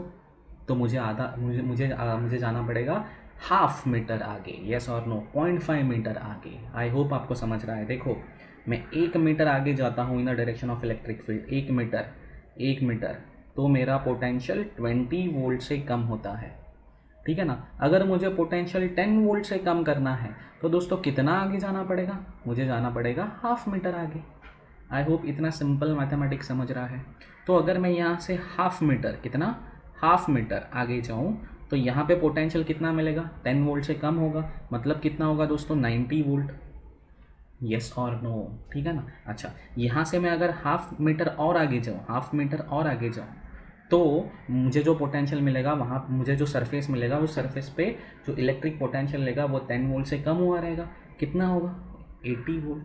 आई होप आपको समझ में आ रहा है। अभी आप देखिए, इस फर्स्ट केस में जो सरफेस है, ये फर्स्ट सरफेस और ये सेकेंड सरफेस, इन दोनों के बीच में पोटेंशियल डिफरेंस 10 वोल्ट का है, और इन दोनों के बीच में का डिस्टेंस 1 मीटर का है। मतलब 100 वोल्ट, फिर 1 मीटर आगे जाने के बाद आपको मिलेगा 90 वोल्ट। मतलब 10 वोल्ट पोटेंशियल डिफरेंस वाला जो सरफेस है वो 1 मीटर आगे जाके मिलेगा। सेकंड केस में आपने क्या देखा, ये 100 वोल्ट का है सब इक्वी पोटेंशियल सरफेस, सिर्फ आधा मीटर, 1 मीटर नहीं, सिर्फ आधा मीटर आगे जाने के बाद आपको मिला 90 वोल्ट वाला इक्वी पोटेंशियल सरफेस। मतलब यहाँ पे 10 वोल्ट वाले पोटेंशियल डिफरेंस वाले इक्वी पोटेंशियल सरफेस आधे मीटर पे रखे हैं, मतलब वो एक दूसरे के नज़दीक है। फर्स्ट केस में 10 वोल्ट वाले पोटेंशियल डिफरेंस वाले इक्वी पोटेंशियल सरफेसेस 1 मीटर पे रखे हैं, मतलब वो एक दूसरे से दूर है। क्यों है दोस्तों ऐसा, क्योंकि फर्स्ट केस में जो इलेक्ट्रिक फील्ड है वो वीक इलेक्ट्रिक फील्ड है, इसके लिए इक्वल पोटेंशियल डिफरेंस वाले इक्वी पोटेंशियल सरफेस एक दूसरे से थोड़े दूर रखे हैं। सेकेंड केस में आपका इलेक्ट्रिक फील्ड स्ट्रॉन्ग है, इसके लिए इक्वल पोटेंशियल डिफरेंस वाले इक्वी पोटेंशियल सरफेस एक दूसरे के नज़दीक रखे हैं। इक्वल पोटेंशियल डिफरेंस मतलब आप देखोगे इन दोनों के बीच में का, यहाँ पे फर्स्ट केस में इन दोनों के बीच में का पोटेंशियल डिफरेंस कितना है, 10 वोल्ट। कितने दूर है वो एक दूसरे से, 1 मीटर। दोस्तों सेकंड केस में आइए, यहाँ पे इन दोनों के बीच में का पोटेंशियल डिफरेंस कितना है, 10 वोल्ट, पर कितने दूर है वो एक दूसरे से, सिर्फ हाफ मीटर। दोस्तों ये क्यों डिफरेंस है, क्योंकि ये स्ट्रॉन्ग इलेक्ट्रिक फील्ड है, ये वीक इलेक्ट्रिक फील्ड है। आई होप आपको समझ में आ गया है। तो दोस्तों it's really important, stronger the electric field, shorter the distance between the equipotential surface, and weaker the electric field, higher will be the distance between the equipotential surface. I hope आपको समझ में आ रहा है कि अगर आपको यूनिफॉर्म इलेक्ट्रिक फील्ड दिया है तो आपको इक्विपोटेंशियल सरफेसेस कैसे निकालने हैं। ठीक है दोस्तों, आगे बढ़ते हैं। Okay, this are the text books diagram, आप देख सकते हो। This is the electric field lines and these are the equipotential surface. This is the plate 1 दोस्तों, this is the plate 2. These are oppositely charged, and you see that here is a battery. One plate is connected to the positive terminal of the battery, so this will be a positively charged, and another plate is connected to the negative terminal of the battery, so this plate will be equally negatively charged. And इन दोनों के बीच में क्या produce होगा दोस्तों, very strong electric field. इसके लिए आपको यहाँ पे दिखा रहेगा कि ये जो इक्वी पोटेंशियल सरफेस है वो देखिए एक दूसरे से कितने नज़दीक है।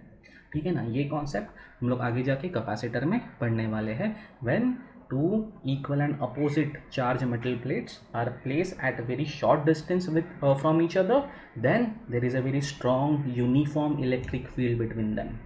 Yes or no? You can represent that electric field with electric field lines like this, electric field lines like this, or you can represent that electric field by the equipotential surface like this, जैसा अभी diagram में दिया है।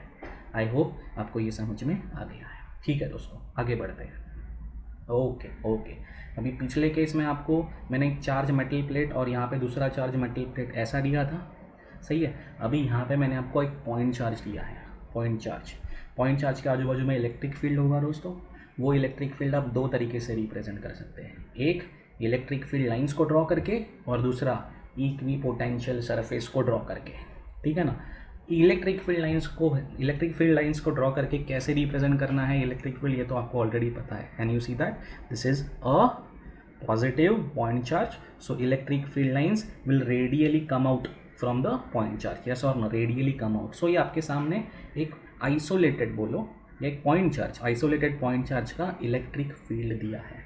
आपको क्या करना है, आपको इक्विपोटेंशियल सरफेसेस निकालने हैं। ठीक है, मैंने आपको electric field lines already draw करके दी है, आपको इक्विपोटेंशियल सरफेसेस की प्रॉपर्टी यूज़ करके इक्विपोटेंशियल सरफेसेस ड्रॉ करने हैं। अभी सबसे पहले प्रॉपर्टी क्या सीखी थी हम लोग ने ये सीखा था कि equipotential surfaces are always perpendicular to the electric field lines. Equipotential surfaces are always perpendicular to the electric field line. अभी आप सोचो आप कैसा सरफेस निकालोगे इस चार्ज के अराउंड कि वो इस इलेक्ट्रिक फील्ड लाइंस को हमेशा परपेंडिकुलर रहे। अगर आप ठीक से सोच पा रहे हो तो दोस्तों, अगर मैं एक स्फीयर निकालूँ तो अगर आप देखें ये स्फीयर से जितने इलेक्ट्रिक फील्ड लाइन जाएंगे, आपका इमेजिनेशन थोड़ा सा चलाओ दोस्तों, इस स्फीयर से जितने इलेक्ट्रिक फील्ड लाइंस जाएंगे वो इस स्फीयर को सरफेस को परपेंडिकुलर रहेंगे। दोस्तों ये जो स्फीयर है वो एक इक्विपोटेंशियल सरफेस है। हाँ, ऑब्वियसली इस स्फीयर का सेंटर चार्ज, जहाँ पे आपका चार्ज है उस वहाँ पे होना चाहिए। ऑब्वियसली ये स्फीयर नहीं निकाल सकते आप, ये स्फीयर है, मानता हूँ ये स्फीयर है, पर ये इक्विपोटेंशियल सरफेस नहीं है। ये स्फीयर इक्विपोटेंशियल सरफेस तब बनेगा जब इस स्फीयर के सेंटर पे ये चार्ज हो। आई होप आपको ये समझ में आ रहा है। ठीक है दोस्तों, ओके। तो इसी चीज़ को मैं आपको फॉर्मूला से भी समझाता हूँ दोस्तों। देखिए क्यू स्फीयर है, मतलब मैं आपको ये समझाना चाह रहा हूँ कि why sphere is the equipotential can be equipotential surface for the point charge. ठीक है ना। पहले प्रॉपर्टी से मैंने आपको समझाया कि equipotential surface is always perpendicular to electric field line. अभी फॉर्मूला से देखते हैं दोस्तों। Electric potential produce due to the point charge का फॉर्मूला आपको अभी तक याद होगा, that is K Q upon R. Yes और नो? के तो कांस्टेंट है क्योंकि हम लोग ने चार्ज को वैक्यूम में रखा है। Q that is a magnitude of the charge, वो भी हम लोग नहीं चेंज कर रहे हैं। मतलब electric potential only depends upon the distance of the point from the charge. Yes और नो? अभी देखिए अगर इस चार्ज से मैं आर डिस्टेंस पे जाऊँगा तो यहाँ पे इलेक्ट्रिक, या R1 बोलो, चलो R1 डिस्टेंस पे जाऊँगा तो यहाँ पे इलेक्ट्रिक पोटेंशियल V1। अगर यहाँ से मैं अगर R1 डिस्टेंस यहाँ पे जाऊँगा तो यहाँ पे इलेक्ट्रिक पोटेंशियल V1, यहाँ पे जाऊँगा तो इलेक्ट्रिक पोटेंशियल V1। मतलब चार्ज से अगर मैं R डिस्टेंस जाऊँ इन ऑल डायरेक्शन तो वो जो सारे पॉइंट्स मिलेंगे उन सारे पॉइंट्स का पोटेंशियल दोस्तों V1 ही रहने वाला है। येस और नो? आप बोल सकते हैं V1 इज इक्वल टू के क्यू अपॉन R1। येस और नो? के Q is the same, R1 is the distance of the charge from the point। ठीक है ना। तो अगर चार्ज से मैं R1 सारे डायरेक्शन में R1 डिस्टेंस जाऊंगा तो उस सारे पॉइंट पे मेरे को इलेक्ट्रिक पोटेंशियल कितना मिलेगा? V1। मतलब इस ये जो सरफेस है, ये जो स्फीयर है, उस स्फीयर के सरफेस पे सारे पॉइंट पे इलेक्ट्रिक पोटेंशियल कितना होगा? V1। तो हम लोग इसको इक्विपोटेंशियल सरफेस बोल सकते हैं। यस और नो? इसके बाद अगर मैं R2 डिस्टेंस पे जाऊँ, मतलब मैं ये और एक स्फीयर निकालूँ बड़ा वाला, अब प्लीज़ ये मत कीजिए, मैं आपको समझाने के लिए बोला था। अगर मैं R2 डिस्टेंस पे जाऊँ तो यहाँ पे एक पोटेंशियल कितना रहेगा? V2। यस और नो? V2। तो R2 distance here, R2 distance here, everywhere at a distance of R2 from the charge the electric potential will be same, which is V2. So that sphere whose radius is R2 and whose center is at the charge will act as a equipotential surface। I hope आपको समझ में आ रहा है। अभी last point दोस्तों, मतलब आपको ये समझ में आ रहेगा कि कॉन्सेंट्रिक स्फीयर्स मतलब स्फीयर्स जिनका सेंटर और चार्ज के ऊपर है, ऐसे concentric spheres will be acting as a equipotential surface for point charge. सही है। अभी सेकेंड पार्ट आपने पढ़ा है, इस पहले के एग्जाम्पल में आपने पढ़ा है कि अगर इलेक्ट्रिक फील्ड स्ट्रॉन्ग है तो वहाँ पे इक्विपोटेंशियल सरफेस एक दूसरे से नज़दीक होते हैं। अगर इलेक्ट्रिक फील्ड वीक है तो इक्विपोटेंशियल सरफेस एक दूसरे से दूर होते हैं। दोस्तों आपको पता है, जैसे मैं इस पॉइंट चार्ज से दूर जाऊँगा, वैसे मेरा इलेक्ट्रिक फील्ड वीक होते जाएगा। येस और नो? ओके। तो अगर मेरा सपोज, ध्यान दीजिए मैं आपको समझा रहा हूँ, सपोज ये जो इक्विपोटेंशियल सरफेस है, ये पहले वाला अगर वो 100 वोल्ट पे है, ठीक है ना, तो अगर मैं यहाँ से सपोज 1 मीटर गया, 1 मीटर, ऑब्वियसली मेरा पोटेंशियल ड्रॉप होगा। कितना होगा? चलो मान के चलो 90 वोल्ट, ठीक है ना। मतलब 10 वोल्ट से पोटेंशियल मेरा ड्रॉप हो गया। अभी मुझे अगर 10 वोल्ट से पोटेंशियल और आगे ड्रॉप करना है तो दोस्तों मुझे 2 मीटर जाना पड़ेगा। 2 मीटर जाने के बाद मेरा पोटेंशियल 10 वोल्ट से ड्रॉप होगा। मतलब कितना होगा? 80 वोल्ट। और ये बनेगा मेरा एक बड़ा इक्विपोटेंशियल सरफेस। आपको समझ में आ रहा है? मतलब ये दो इक्विपोटेंशियल सरफेस के बीच में पोटेंशियल डिफरेंस कितना है? 10 वोल्ट। इन दोनों के बीच में भी कितना है 10 वोल्ट। पर दोस्तों इन दोनों के बीच में जो डिस्टेंस है वो 2 मीटर है और इन दोनों के बीच में जो डिस्टेंस है वो 1 मीटर है। यहाँ से यहाँ पोटेंशियल ड्रॉप सेम है 10 वोल्ट, यहाँ से यहाँ पोटेंशियल ड्रॉप सेम है 10 वोल्ट और यहाँ से यहाँ डिस्टेंस ज़्यादा है। ऐसा क्यों हो रहा है दोस्तों? सिंपल है दोस्तों, जैसे जैसे आप चार्ज से दूर जाओगे वैसे वैसे इक्वी पोटेंशियल वैसे वैसे आपका इलेक्ट्रिक फील्ड वीक होते जाएगा और इक्वी पोटेंशियल सरफेस एक दूसरे से दूर होते जाएंगे। येस और नो? तो इसका फाइनल डायग्राम जो आपको निकालना है वो कुछ ऐसा रहेगा। Okay, this is one equipotential surface, this is another equipotential surface and this is another equipotential surface. इन दोनों के बीच में जो पोटेंशियल डिफरेंस है उतना ही पोटेंशियल डिफरेंस इन दोनों के बीच में है।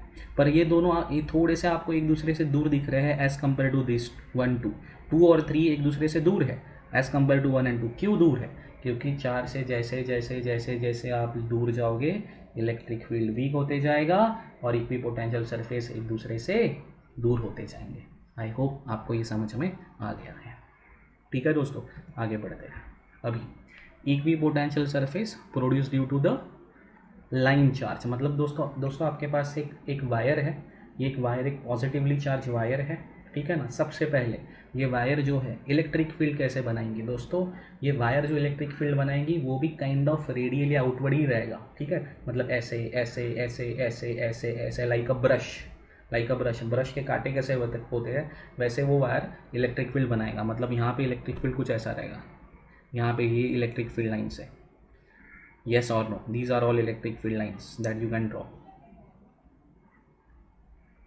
Okay? अभी आप सोचिए अगर इलेक्ट्रिक फील्ड लाइन्स ऐसे है और ये इलेक्ट्रिक फील्ड लाइन्स चारों तरफ फैले हैं, वायर के चारों तरफ फैले हैं, ये वायर को ऐसे पैरेलली बाहर निकल रहे हैं। Yes or no? ये तो आप मुझे सोच के बताइए कि इक्वी पोटेंशियल सरफेस होगा उसका शेप क्या होगा दोस्तों? एकदम ईजी है दोस्तों। इस केस में इक्वी पोटेंशियल सरफेस जो होंगे वो होगा सिलेंडर। Yes or no? क्या होगा दोस्तों? Cylinder. And make sure that the axis of a cylinder is coinciding with the axis of the wire. These are the equipotential surface. मतलब इस surface पे अगर आप देखोगे तो इलेक्ट्रिक पोटेंशियल का वैल्यू थ्रू आउट सेम रहने वाला है। येस और नो? आई होप आपको ये समझ में आ रहा है। दूसरा इक्वी पोटेंशियल सरफेस आप निकाल सकते हैं, ये ऐसा देखिए। ये जैसे जैसे आप चार्ज वायर से दूर जाते जाएंगे वैसे वैसे क्या होगा? वैसे वैसे आपका इलेक्ट्रिक फील्ड इंटेंसिटी कम होगा। तो आपके जो coaxial cylindrical equi potential surfaces है वो भी एक दूसरे से दूर दूर जाते रहेंगे, ठीक है। तो आपके पास अगर लाइन चार्ज है, अगर आपको पूछा question what will be the nature of a equipotential surface, तो आप क्या लिखोगे? Coaxial cylinders will be the equipotential surfaces for line charge. Yes or no? ठीक है दोस्तों, आगे बढ़ते हैं। ओके दोस्तों, अभी हम लोग को क्या दिया है? अभी हम लोग को दिया है एक डाइपोल। तो आपके सामने ये एक प्लस चार्ज है और ये माइनस चार्ज है, ठीक है ना। They are equal and opposite and they are separated by some distance. Obviously dipole भी आजू बाजू में इलेक्ट्रिक फील्ड बनाएगा। वो इलेक्ट्रिक फील्ड आप इलेक्ट्रिक फील्ड लाइन से एंड इक्वी पोटेंशियल सरफेस दोनों से रिप्रेजेंट कर सकते हैं। सबसे पहले आप क्या करोगे? सबसे पहले आप इलेक्ट्रिक फील्ड लाइन्स ड्रॉ करोगे, फिर उसके हेल्प से इक्वी पोटेंशियल सरफेसेस हम लोग ड्रॉ करेंगे, ठीक है। तो दोस्तों ये एक पॉजिटिव चार्ज है और एक निगेटिव चार्ज है, ठीक है। आगे बढ़ने से पहले मैं आपको ये समझाना चाहता हूँ कि इलेक्ट्रिक फील्ड कैसे रहता है इन अ डाइपोल। देखिए ये एक प्लस चार्ज है और ये एक माइनस चार्ज है। यस और नो? ठीक है ना। अगर मैं ये एक पॉइंट लूँ which is exactly at the centre, ये पॉइंट लूँ, तो इस पॉइंट पे डाइपोल के वजह से, पूरे डाइपोल के वजह से, प्लस या माइनस के वजह से नहीं, दोनों के वजह से इलेक्ट्रिक फील्ड इंटेंसिटी ई कितनी होगी, ठीक है। देखो दोस्तों ये पॉजिटिव चार्ज है। आपको पता है कि पॉजिटिव चार्ज किसी भी पॉइंट पे जो इलेक्ट्रिक फील्ड इंटेंसिटी बनाता है उसका direction away from the charge रहता है, मतलब ये रहेगा, ये ई प्लस बोलो। येस और नो? ये नेगेटिव चार्ज है, ये भी यहाँ पे कुछ ना कुछ तो इलेक्ट्रिक फील्ड इंटेंसिटी बनाएगा। जब नेगेटिव चार्ज किसी पॉइंट पे इलेक्ट्रिक फील्ड बनाता है तो उसका direction towards the negative charge रहता है, मतलब इस पॉइंट पे जो नेगेटिव चार्ज इलेक्ट्रिक फील्ड बनाएगा उसका डायरेक्शन भी यही रहेगा। ओके, तो यहाँ पे इस पॉइंट पे जो नेट इलेक्ट्रिक फील्ड रहेगा वो दोनों का मिलके रहेगा, क्योंकि दोनों ने जो इलेक्ट्रिक फील्ड बनाया है वो एक ही डायरेक्शन में बनाया है। तो यहाँ पे जो नेट इलेक्ट्रिक फील्ड बनेगा वो ई प्लस ई माइनस बनेगा। आई होप आपको ये समझ रहा है। तो दोस्तों मैं ये समझा रहा हूँ कि प्लस और ये माइनस चार्ज के बीच में जो इलेक्ट्रिक फील्ड रहता है ना वो स्ट्रॉन्ग रहता है दोस्तों, वो स्ट्रॉन्ग रहता है क्योंकि दोनों चार्जेस ने बनाया हुआ इलेक्ट्रिक फील्ड वहाँ पे ऐड हो रहा है। उनका वेक्टर एडिशन आपको ज़्यादा इलेक्ट्रिक फील्ड बना के दे रहा है।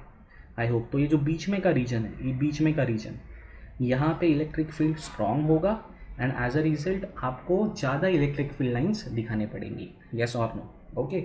अभी दोस्तों यहाँ पे आएंगे, इस पॉजिटिव चार्ज के यहाँ पे आएंगे, इस पॉइंट पे आएंगे। अच्छा, ये पॉजिटिव चार्ज है, वो इस पॉइंट पे जो इलेक्ट्रिक फील्ड बनाएगा वो अवे बनाएगा, अवे। येस और नो? E plus. अभी मैंने ये बड़ा वाला एरो क्यों बनाया, क्योंकि ये जो पॉइंट है वो पॉजिटिव चार्ज से नज़दीक है, तो यहाँ पे जो इलेक्ट्रिक फील्ड इंटेंसिटी बनेगा वो थोड़ा सा स्ट्रॉन्ग बनाएगा। ओके। अब ये जो निगेटिव चार्ज है वो भी इस पॉइंट पे इलेक्ट्रिक फील्ड बनाएगा, पर आपको पता है कि इलेक्ट्रिक फील्ड का direction produce by the negative charge is towards the negative charge, तो वो नेगेटिव चार्ज के तरफ बनाएगा। अभी आप बोलोगे कि सर ये छोटा एरो क्यों बनाया, क्योंकि दोस्तों जो ये निगेटिव चार्ज इस पॉइंट पे इलेक्ट्रिक फील्ड इंटेंसिटी बनाएगा उसका मैग्नीट्यूड कम होगा। क्यों? क्योंकि ये जो पॉइंट है वो इस माइनस चार्ज से दूर है as compare to this plus charge. अगर यहाँ पे अगर आप वेक्टर एडिशन करोगे तो यहाँ पे जो इलेक्ट्रिक फील्ड बनेगा वो इस डायरेक्शन में बनेगा। येस और नो? ये आपका नेट इलेक्ट्रिक फील्ड रहेगा। ठीक है। यहाँ पे जो इलेक्ट्रिक फील्ड बनेगा वो इस डायरेक्शन में बनेगा और वो बहुत स्ट्रॉन्ग बनेगा। मतलब पॉजिटिव चार्ज के बाहर जो इलेक्ट्रिक फील्ड रहता है वो कैसे रहता है दोस्तों? वीक रहता है। सेम थिंग आप यहाँ पे लिख सकते हैं। देखो, अगर मेरे पास ये पॉइंट है, ये निगेटिव चार्ज की वजह से इस पॉइंट पे जो इलेक्ट्रिक फील्ड बनेगा वो निगेटिव चार्ज के तरफ बनेगा और वो स्ट्रॉन्ग बनेगा, तो ई माइनस, देखो बड़ा वाला एरो लिखा है मैंने। ये पॉजिटिव चार्ज भी तो इस पॉइंट पे इलेक्ट्रिक फील्ड बनाएगा, पर वो अवे बनाएगा। और वो कैसे बनाएगा? कम स्ट्रॉन्ग, मतलब उसका मैग्नीट्यूड कम रहेगा। तो इस पॉइंट पे इलेक्ट्रिक फील्ड कहाँ पे रहेगा? इस पॉइंट पे इलेक्ट्रिक फील्ड का डायरेक्शन इस तरफ रहेगा और वो वीक रहेगा। दोस्तों मैं आपको ये समझा रहा हूँ कि अगर आपके पास इलेक्ट्रिक डाइपोल है तो प्लस और माइनस चार्ज के बीच में इलेक्ट्रिक फील्ड स्ट्रॉन्ग रहता है और प्लस और माइनस चार्ज के बाहर इलेक्ट्रिक फील्ड वीक रहता है। That's it. मैं आपको इतना ही समझा रहा हूँ। आई होप आपको ये समझ में आ गया है। ठीक है दोस्तों। अभी देखिए दोस्तों, यहाँ पे मैंने एक प्लस चार्ज लिया है और यहाँ पे मैंने एक माइनस चार्ज लिया है। आपको पता है कि electric field lines they always start from positive charge to negative charge. तो देखो ये एक इलेक्ट्रिक लाइन है, ये एक इलेक्ट्रिक फील्ड लाइन है। जो पिंक वाले हैं वो सारे क्या है? ये एक इलेक्ट्रिक फील्ड लाइन है। चाहिए तो आप और एक ऐसा, ये एक इलेक्ट्रिक फील्ड लाइन है और एक यहाँ पे मैं नीचे से ड्रॉ कर रहा हूँ, ये एक इलेक्ट्रिक फील्ड लाइन है। देखो जैसे जैसे आप यहाँ से दूर जा रहे हो, चार्जेस से दूर जा रहे हो, इलेक्ट्रिक फील्ड लाइंस के बीच में का जो डिस्टेंस है वो भी क्या हो रहा है? बढ़ते जा रहा है। येस और नो? ठीक है। अभी आपको निकालना है इक्वी पोटेंशियल सरफेस। देखो ये पिंक वाला भी इलेक्ट्रिक फील्ड लाइन है, ये पॉजिटिव चार्ज से निकलेगा, ऐसा बहुत बड़ा लूप बना के वापस आएगा। देखो ये जो पिंक वाला ये इलेक्ट्रिक फील्ड लाइन है, ये ऐसा पॉजिटिव चार्ज से निकला, ऐसा बहुत बड़ा लूप बना के निगेटिव चार्ज पे टर्मिनेट हो गया। तो जैसे जैसे आप दूर जा रहे हो आपको समझ में आ रहा है कि दो इलेक्ट्रिक फील्ड लाइन्स के बीच का जो डिस्टेंस है वो बढ़ते जा रहा है। ठीक है। अभी आपको क्या निकालना है? Equi potential surface. सबसे पहली प्रॉपर्टी क्या है? जब भी आप इक्वी पोटेंशियल सरफेस निकालोगे वो इक्वी पोटेंशियल सरफेस आपके इलेक्ट्रिक फील्ड लाइन को परपेंडिकुलर होना चाहिए। और सेकंड प्रॉपर्टी क्या है? जहाँ पे इलेक्ट्रिक फील्ड स्ट्रॉन्ग है वहाँ पे इक्वी पोटेंशियल सरफेस एक दूसरे के नज़दीक, और जहाँ पे इलेक्ट्रिक फील्ड वीक है वहाँ पे इक्वी पोटेंशियल सरफेस एक दूसरे से दूर होनी चाहिए। आई होप आपको समझ में आ रहा है। ठीक है ना? तो अगर आप ये जो टेक्स्ट बुक में दिया हुआ डायग्राम है ये वाला, उसमें अगर आप देखोगे, देखो ये माइनस चार्ज है और ये इक्वी पोटेंशियल सरफेस है। अगर आप देखोगे ये जो इक्वी पोटेंशियल सरफेस निकाला है वो हर इलेक्ट्रिक फील्ड लाइन को परपेंडिकुलर है। येस और नो? और ये दूसरा इक्वी पोटेंशियल सरफेस है। अगर आप ठीक से सोचोगे ऑब्वियसली ये भी इलेक्ट्रिक फील्ड लाइन्स को परपेंडिकुलर है, पर ये जो डिस्टेंस है और ये जो डिस्टेंस है, ये डिस्टेंस ज़्यादा है। ये डिस्टेंस ज़्यादा क्यों है? मतलब सपोज़ ये माइनस चार्ज है तो एक सरफेस दोस्तों ऐसा है और दूसरा इक्वी पोटेंशियल सरफेस कुछ ऐसा है। येस और नो? मतलब ये डिस्टेंस कम है और ये डिस्टेंस ज़्यादा है। मतलब यहाँ ये 10 वोल्ट का है सपोज़ और ये 20 वोल्ट का है। देखो 10 वोल्ट, थोड़ा सा डिस्टेंस आगे जाओ, अरे 20 वोल्ट, 10 वोल्ट बहुत डिस्टेंस आगे जाओ तब 20 वोल्ट। ऐसा क्यों हो रहा है दोस्तों? क्योंकि यहाँ पे क्या हो रहा है, यहाँ पे इलेक्ट्रिक फील्ड वीक है। इसके लिए 10 वोल्ट से पोटेंशियल डिफरेंस बढ़ाने के लिए, कम करने के लिए आपको बहुत आगे जाना पड़ रहा है। यहाँ पे मैंने बोला था, यहाँ पे पॉजिटिव चार्ज है और इन दोनों के बीच में जो इलेक्ट्रिक फील्ड रहेगा वो स्ट्रॉन्ग रहेगा, तो इक्वी पोटेंशियल सरफेस एक दूसरे के नज़दीक रहेंगे, जो आपको यहाँ पे भी दिख रहा है। आई होप आपको ये समझ में आ रहा है कि how to draw the equipotential surface produce by an electric dipole. बहुत आसान है दोस्तों। सबसे इंपॉर्टेंट चीज़, जो पॉइंट माइनस चार्ज और प्लस चार्ज के सेम डिस्टेंस पे रहेगा। फॉर एग्जांपल आपको ये प्लेन दिख रहा है दोस्तों, इस प्लेन के ऊपर जितने पॉइंट्स है वो माइनस चार्ज और प्लस चार्ज से सेम डिस्टेंस पे है। मतलब अगर ये पॉइंट मैं लूँ, अगर वो आर डिस्टेंस पे है माइनस चार्ज से, तो ये वो पॉइंट प्लस चार्ज से भी आर डिस्टेंस पे है। तो दोस्तों यहाँ पे ये माइनस चार्ज पोटेंशियल कितना बनाएगा, के माइनस क्यू अपॉन आर। ये पॉजिटिव कितना बनाएगा, प्लस के क्यू अपॉन आर। तो यहाँ पे इलेक्ट्रिक पोटेंशियल कितना होगा, 0। येस और नो? सो ऐसे सारे पॉइंट्स अगर मैं गैदर करूँ, अगर मैं कलेक्ट करूँ जो माइनस और प्लस चार्ज से सेम डिस्टेंस पे है, तो मुझे एक ऐसा इक्वी पोटेंशियल सरफेस मिलेगा जो जिस सरफेस के हर एक पॉइंट पे पोटेंशियल 0 वोल्ट है। और इसको हम लोग इक्वेटोरियल प्लेन भी बोलते हैं। हम लोग ने इलेक्ट्रिक डाइपोल में ये पढ़ा था। येस और नो? तो ये दिखाना भी आपको बहुत ज़रूरी है। This question can be asked कि draw equipotential surface of a dipole produce by a dipole. ठीक है दोस्तों, आगे बढ़ते हैं। ओके देखिए, अभी ये लास्ट पार्ट है। इसमें आपको क्या करना है, इक्वी पोटेंशियल सरफेस ड्रॉ करना है due to two like charges. मतलब डाइपोल में कैसा था, ये प्लस तो ये माइनस, यहाँ पे आपके पास ये प्लस रहेगा तो ये भी प्लस, अगर ये माइनस है तो यहाँ पे भी माइनस। तो अगर मेरे पास ये प्लस चार्ज है और ये प्लस चार्ज है, तो इलेक्ट्रिक फील्ड लाइंस कैसे ड्रॉ करूँ दोस्तों आपको पता है electric field lines they start from the plus charge. तो यहाँ से भी स्टार्ट होगी और यहाँ से भी स्टार्ट होगी, पर दे नेवर इंटरसेक्ट। यस और नो? तो इन दोनों को इंटरसेक्ट मत करना, कुछ ऐसा कुछ ऐसा कुछ ऐसा कुछ ऐसा। These are what, electric field lines produce by what, two like charges. अभी देखिए, मुझे आपको ये समझाना है, ये प्लस चार्ज है, ये प्लस चार्ज है। अगर मैं इन दोनों के बीच में का ये पॉइंट लूँ, तो ये जो प्लस चार्ज है इस डायरेक्शन में इलेक्ट्रिक फील्ड प्रोड्यूस करेगा और ये जो प्लस चार्ज है वो इस डायरेक्शन में इलेक्ट्रिक फील्ड प्रोड्यूस करेगा। तो बीच में इलेक्ट्रिक फील्ड कितना हो जाएगा दोस्तों, 0। तो दोस्तों अगर आपके पास दो लाइक चार्जेस है, तो उन दोनों के बीच में का जो स्पेस रहता है, उस स्पेस में इलेक्ट्रिक फील्ड वीक हो जाता है। क्या हो जाता है दोस्तों, वीक हो जाता है। आई होप आपको समझ रहा है मैं क्या बोल रहा हूँ। तो अगर ये पॉइंट लूँ मैं, ये पॉइंट लूँ, ठीक है ना, इस पॉइंट पे ये जो अपना प्लस चार्ज है वो इस डायरेक्शन में इलेक्ट्रिक फील्ड बनाएगा, बड़ा वाला एरो क्योंकि नज़दीक है, और ये चार्ज है वो भी इसी डायरेक्शन में तो बनाएगा। तो यहाँ पे इलेक्ट्रिक फील्ड दोस्तों बढ़ जाएगा। तो प्लस चार्ज के बाहर इस साइड में और इस प्लस चार्ज के बाहर इस साइड में इलेक्ट्रिक फील्ड कैसा रहेगा, स्ट्रॉन्ग रहेगा। यस और नो? पर दो प्लस चार्जेस के बीच में या दो निगेटिव चार्जेस के बीच में जो इलेक्ट्रिक फील्ड रहता है वो कैसा रहता है, वीक रहता है। तो दोस्तों इस रीजन में जो इक्वी पोटेंशियल सरफेसेस रहेंगे वो एक दूसरे से दूर दूर रहेंगे। यस और नो? और इस रीजन में जो इक्वी पोटेंशियल सरफेस रहेंगे, इस रीजन में और इस रीजन में, वो एक दूसरे से नज़दीक रहेंगे, क्योंकि यहाँ पे इलेक्ट्रिक फील्ड स्ट्रॉन्ग है दोस्तों। बट आपको जो टेक्स्ट बुक में डायग्राम दिया है वो बिल्कुल गलत दिया है दोस्तों। ये आपको एग्जैक्टली उल्टा निकालना है। यहाँ पे जो इक्वी पोटेंशियल सरफेसेस के बीच में का जो डिस्टेंस है वो ज़्यादा है, और यहाँ पे जो इक्वी पोटेंशियल सरफेसेस का डिस्टेंस है वो कम है। ठीक है, this diagram given in the textbook is wrong दोस्तों, please do not draw it. और करेक्ट करके कैसे ड्रॉ करना है मैंने आपको बताया है दोस्तों। ये जो बाहर का सर्कल है वो तो आप वैसे ही रखो, उसमें कुछ चेंजेस करने की ज़रूरत नहीं है, पर यहाँ पे दो इक्वी पोटेंशियल सरफेस के बीच में का डिस्टेंस आप ज़्यादा दिखाओ, क्योंकि इन दोनों के बीच में का जो इलेक्ट्रिक फील्ड है वो वीक है।